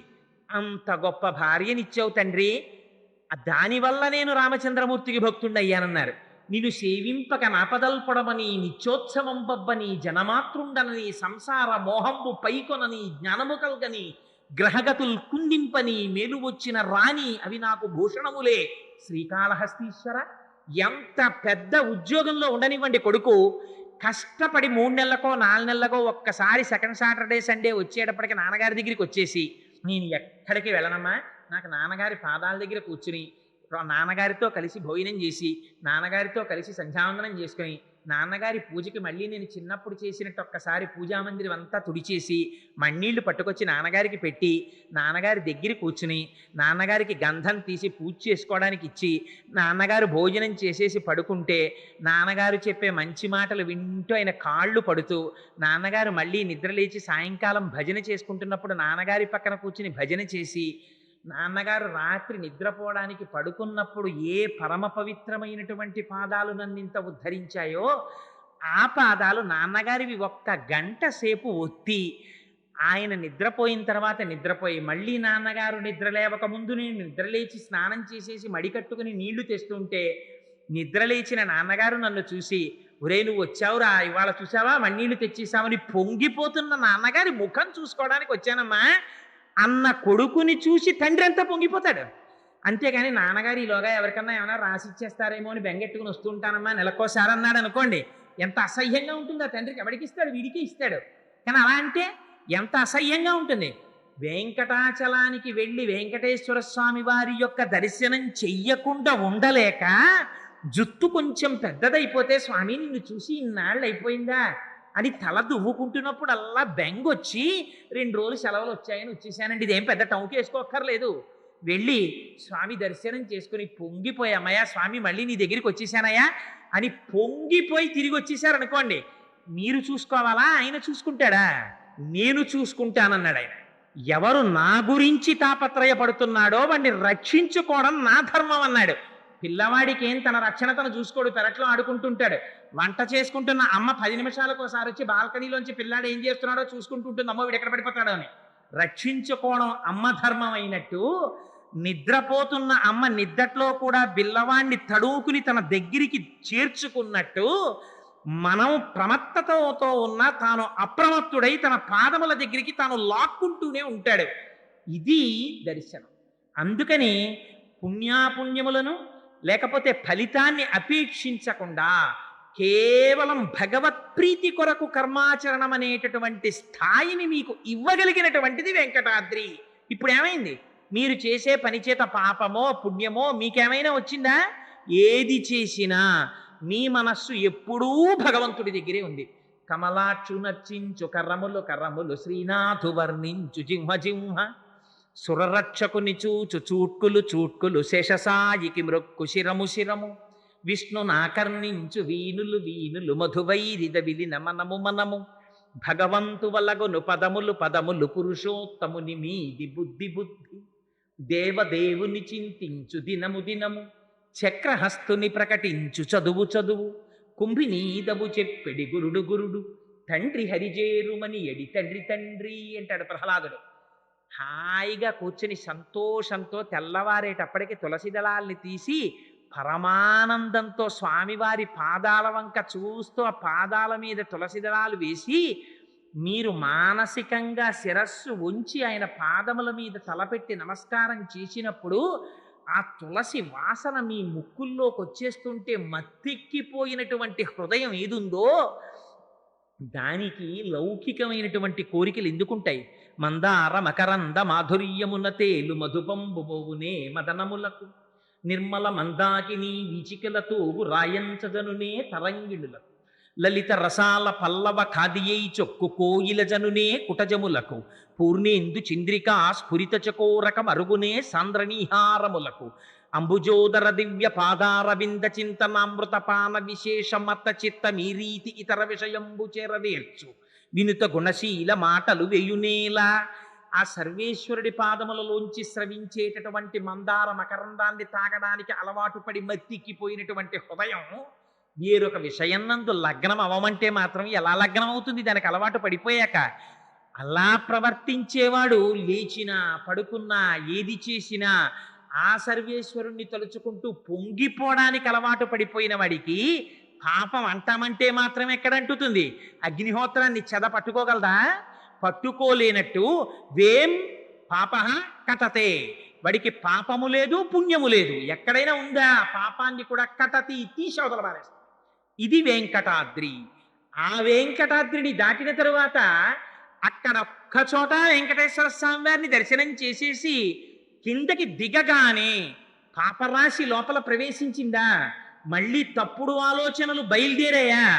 గురుగుచుందురు జుత్తు కొన్ని వందల సార్లు దాని పాపమేమో కానరాదు, అఖిల పాపములకు నిలయమైన మనసు గొరగడేమి మానవుండు అన్నాడు ఆధునిక కవి. అందుకని మారవలసింది ఏది మారాలి? ఒకసారి వెంకటేశ్వరుణ్ణి చూస్తే నివర్తయ మనోమత్త, మనస్సు మారాలి. అది మారకపోతే అందుకనంటారు శంకరాచార్యులు వారు, నరత్వం దేవత్వం నగమన మృగత్వం వశకత పశుత్వం కీటత్వం భవతు విహగత్వారి జననం సదాస్తత్పాదాబ్జ స్మరణ పరమానందలహరి విహారాసక్తం చేద్ధ్రూదయ విహకింతేన వపుష. ఆ భక్తిని పొంది వచ్చాడా? ఆ జ్ఞానము కలిగిందా? నారాయణాద్రి దగ్గరికి వెళ్ళేటప్పటికి భగవానుడు ఒక్కసారి జ్ఞానం ఇచ్చాడా? నీకెక్కడ కనపడ్డాడు భగవానుడు? కావ్యకంఠ గణపతి మునికి భగవంతుడు ఎక్కడ కనపడ్డాడు? నిన్నటి రోజున ఇంత అంకురంగా ఉండి ఇవాళ లేచేటప్పటికి అలా పైకి లేచినటువంటి గడ్డి పరక ఆకుపచ్చతనంలో భగవంతుణ్ణి దర్శించాడు. హాసి గడ్డి పరక, నిన్ననింత మొలకవా, ఇవాళ పొద్దున్నకి ఇంత గడ్డి పరకవా, సూర్యకిరణాలు పడేటప్పటికి లేత ఆకుపచ్చ రంగులో మెరుప, నీ మీద మంచు బిందువా, ప్రాతర్వేళల మంచు జిన్కుకు మీ జొంపంబైన లేబచ్చికల్ శ్వేతశ్రీ తిలకించుటెంత రహించన్ సర్వభూతంబులం శీతశ్రాంతి వడంకతానచలయై చెల్వొందు భూదేవికిన్ సీతత్తు ప్రభుడిచ్చు వజ్రముల రాశింబోలె నల్వంకలన్నంటారు. చూడగలిగిన కన్నున్న వాడికి అంతటా పరమాత్మయే. ఆయన అంటాడు, తెల్లవారి లేస్తే కవి, చలికాలానికిట అందరూ గడగడగడగడ వణికిపోతున్నారట. వణికిపోతుంటే భూదేవి కూడా వణికిపోయింది అనుకోండి చలికి. అమ్మో చలేస్తోందని భూమి కూడా గడగడగడ వణికింది అనుకోండి, భూకంపం వస్తుంది. కంపనమే కదా చలంటే. మనం కంపించినట్టు కుక్క కంపించినట్టు కుక్క కూడా దాలిగుట్టలో పడుకుంటుంది, పక్షులు గూట్లో పడుకుంటాయి. భూమి కూడా చలికి కంపించింది అనుకోండి, మన బ్రతుకులేమవుతాయి? అందుకనిట సీతర్త ప్రభుడిచ్చు, ఆ శీతాకాలానికి అధిపతి అయిన పరమాత్మ ఉన్నాడే, ఆయన చూశాట. ఓహో, నువ్వు మాత్రం వణకకుండా వీళ్ళందరినీ రక్షించడానికి నా భార్యవి కదా భూదేవివి, రక్షించడానికి నువ్వు వణకకుండా చలిని తట్టుకున్నావా? చూడు, నువ్వింత గొప్పగా తల్లివై బిడ్డల్ని కాపాడినందుకు నేను నీకు ఏం వరమిస్తున్నానో తెలుసా? కానుకిస్తున్నాను, తీసుకో అని భూకాంతకి చుట్టూ వజ్రముల రాసులు పోసేసేట. ఏమిటిటా రాసులు? పచ్చగడ్ల మీద పడినటువంటి చిన్న చిన్న మంచునీటి బిందువులు సూర్యకిరణాలకి ప్రకాశిస్తే సీతర్తు ప్రభుడిచ్చు వజ్రముల రాశింబోలెనల్వంకలన్, భూకాంతకి పరమాత్మ ఇచ్చిన వజ్రాల రాసుల బహుమానాల్లా ఉన్నాయిట. చూడగలిగిన కన్నున్నవాడికి ఎక్కడ పరమాత్మ లేడు. నమచ్చోరాయిచ శిష్ప్యాయిచ భీన్యాయిచ సికత్యాయిచ ప్రవాహ్యాయిచ, అంతటా పరమాత్మయే. ఈ పరమాత్మ దర్శనం అలవాటైపోయింది అనుకోండి, వాడికి ఏమొస్తుంది? త్రేణుకు వస్తుంది. ఆనందం ఆనందం ఆనందం అర్ణవమైపోయి ఎక్కడ చూసినా ఆనందమే, ఎక్కడ చూసినా ఆనందమే. ఒక కాయ కోస్తే అందులో పురుగు కనపడింది అనుకోండి, ఆనందం. తులసీదాసు గారు ఎంత పొంగిపోయారండి, ఏమి భక్తి భావన. తులసీదాసు గారు రామాయణం రాసుకుంటున్నారు. హనుమ వచ్చి ఏం రాశావన్నారు. అశోకవనంలో పువ్వులన్నీ తెల్లగా పుష్పించున్నాయన్నారు. నీ మోహం ఎర్రగా ఉన్నాయన్నారు హనుమ. అంటే కాదు స్వామి, నేను మానసికంగా దర్శనం చేశాను, అశోకవనంలో చెట్లకి తెల్లటి పువ్వులు ఉన్నాయన్నారు తులసీదాస్ గారు. కాదు, పువ్వులన్నీ ఎరుపు అన్నారు హనుమ. అంటే నేనా సుందరకాండలో వెళ్ళి చూసి ఇచ్చిన వాడివి నువ్వా, నేను చెప్పినట్టు రాయి, పువ్వులు ఎరుపని మార్చన్నారు. అంటే తులసీదాస్ గారు, అమ్మ బాబోయ్, ఇంతో మనం ఎక్కడ వాదిస్తాం, ప్రత్యక్ష సాక్షిని అంటాడు అని రామచంద్రమూర్తిని ధ్యానం చేశారు. రామచంద్రమూర్తి ప్రత్యక్షమయ్యారు. హనుమ, ఏమిటి నీ ఎల్లరన్నారు. స్వామి, అశోకవనంలో పువ్వులు తెల్లగా ఉన్నాయని రామాయణం రాస్తున్నాడు తులసీదాసు, నేను చూసినప్పుడు ఎర్రగా ఉన్నాయి పువ్వులన్నీ అన్నారు. స్వామి అన్నారు, అలా అనకు, ఆ ఋతువులో అప్పుడు పూసిన పువ్వులు తెలిపే, నీకెందుకు ఎర్రగా కనపడ్డాయో తెలుసా? ఆ చెట్టు మీద కూర్చుని కిందకి చూసావు మీ అమ్మని, క్షితిక్షమా పుష్కర సన్నిభాక్షి యరక్షిత రఘవ లక్ష్మణాభ్యాం సరాక్షసీభి వికృతేక్షణాభి సంరక్షిత సంప్రతి వృక్షమూలే. మా అయ్య రామచంద్రమూర్తి భార్య రాక్షసల కాంతల చేత పరివేష్టింపబడి ఒక చెట్టు కింద ఒక్క పట్టుబట్ట కట్టుకుని ఇలా ఉండిపోవడం ఆ 10 నెలల నుంచి, అది కోపంతో చూశావు. నీ కన్నులు ఎరిపెక్కి తెల్లటి పూలు ఎర్రగా నీ కనబడ్డాయి హనుమ, పువ్వులు తెలిపేలా రాయని. ఇది పారవశ్యమైనటువంటి భక్తి ఉన్నవాడికి సర్వత్ర పరమాత్మ దర్శనమే. ఈ దర్శనం పొందుతున్న వాడికి రామకృష్ణ పరమహంస ఎంత పొంగిపోయారు. మేక అరుపులో, పసిపిల్లాడి ఏడుపులో, ఆవు గొంతెత్తి అంబా అని అరిస్తే అందులో అమ్మవారిని పిలిచినటువంటి ఆ భక్తి కనపడింది రామకృష్ణ పరమహంసకి. ఆఖరికి మహాభక్తులు ఎంత ఆశ్చర్యపోయారో తెలుసా అండి. భక్తి ఉన్నవాడికి పరమాత్మ దర్శనం అంటే, కబీరుదాసు గారు రహదారి మీద వెళ్ళిపోతున్నారు. ఒక స్త్రీ జొన్నలు తిప్పుతోంది, ఆయన స్పృహ తప్పి కింద పడిపోయారు. గురువు గారు వచ్చి నీళ్లు జల్లి పైకి లేపారు. ఎరా నాయన అలా పడిపోయావన్నారు. ఆ తిరగలు చూసి పడిపోయానన్నాడు. అదేమిట్రా అలా పడిపోయావు, తిరగలు చూస్తే పడిపోవడం ఎందుకన్నారు. అంటే పరమాత్మ కూడా ఇలా కనపడనటువంటి హస్తంతో పట్టుకుని జీవులనబడేటటువంటి జొన్నల్ని తిరగలితో వేసి పుణ్యము పాపము అనే రెండింటి మధ్య పెట్టి గుండ చేసేస్తున్నాడు. ఇలా అయిపోతోంది కదా జీవితం అని బెంగ పెట్టుకు పడిపోయానన్నారు. గురువులు ఎంత గొప్పవారో చూడండి. దర్శనం అంటే అలా ఉంటుంది, మహాత్ముల దర్శనం. ఓయ్ పిచ్చాడా, తిరగలిలో పడ్డ జొన్నలు అన్నీ పిండైపోతున్నాయి, కానీ ఏది తిప్పుతోందో దాని చుట్టూ చేరిన జొన్నలు మాత్రం పిండవట్లేదు, చూసుకో అన్నారు. అందుకని తిప్పేవాడి పాదాలు నువ్వొట్టుకున్నావా, వాడు నిన్ను రక్షించేస్తాడు. పాదాలట్టుకో నీకు బెంగ ఎందుకన్నారు. అందుకని ఈ రక్షకత్వం, ఈ పరమాత్మతత్వం అంతటా కనపడిన వాడికి, 7 కొండల మీద కనపడతాడా వెంకటేశ్వరుడు, ఇక్కడే కనపడతాడు, అక్కడా కనపడతాడు, ఎక్కడా కనపడతాడు.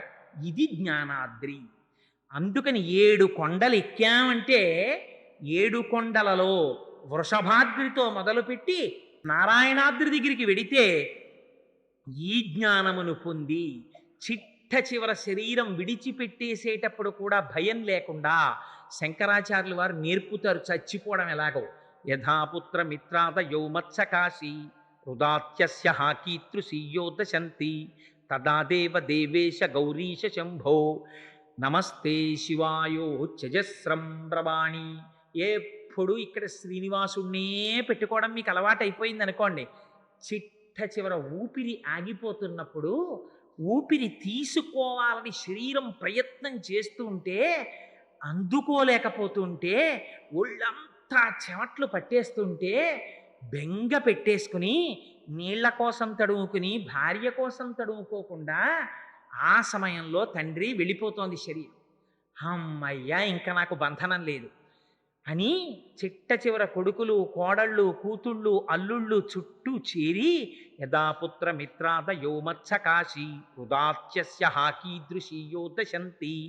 శరీరాన్ని కింద పెడుతుంటే, మా నాన్నగారికి పరుపు మీద పడుకోవడం తప్ప కింద పడుకోవడం అలవాట్లేదు, కింద పడుకోపెట్టేస్తున్నారా అని ఏడుస్తుంటే, కొడుకు తెచ్చి తులసి తీర్థం పోస్తుంటే గుటక పడక పక్క నుంచి కారిపోతుంటే, భార్య ఏడుస్తుంటే అవి నా చెవిన పడకూడదు.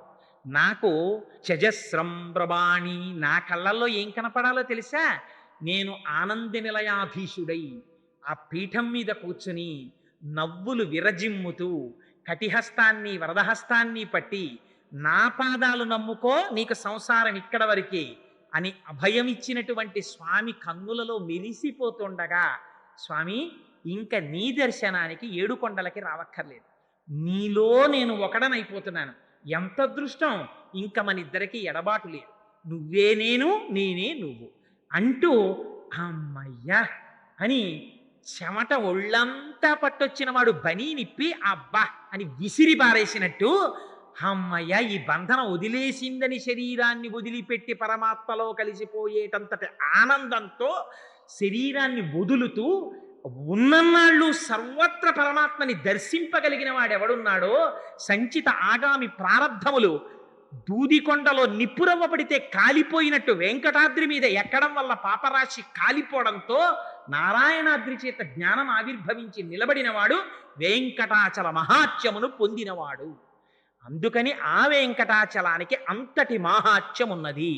రేపటి రోజున ఆ కొండ మీద ఉండేటటువంటి విశేషాలు, అక్కడ ఉండేటటువంటి తీర్థాల విశేషాలు, ఎందుకు ఏ ఏ తీర్థంలో ఏ స్నానం చేస్తారు, ఈ విషయాల్ని మీకు వివరణ చేస్తాను. అయితే వెంకటేశ్వరుడి అనుగ్రహం ఎలా వస్తుందో తెలుసా అండి? ప్రసాద రూపంలో వస్తుంది. అందుకే మీరు వెంకటాచలం వెడితే తప్పకుండా ఏది తీసుకుంటారు? ప్రసాదం తీసుకుంటారు. ఇంటికి తెచ్చి కూడా ప్రసాదం అందరికీ పెడతారు. ఇక్కడ వెంకటాచల వైభవం జరుగుతోందని పరమేశ్వరుడికి నివేదన చేయబడినటువంటి పరమ పవిత్రమైన ప్రసాదాన్ని బయట ఏర్పాటు చేశారు.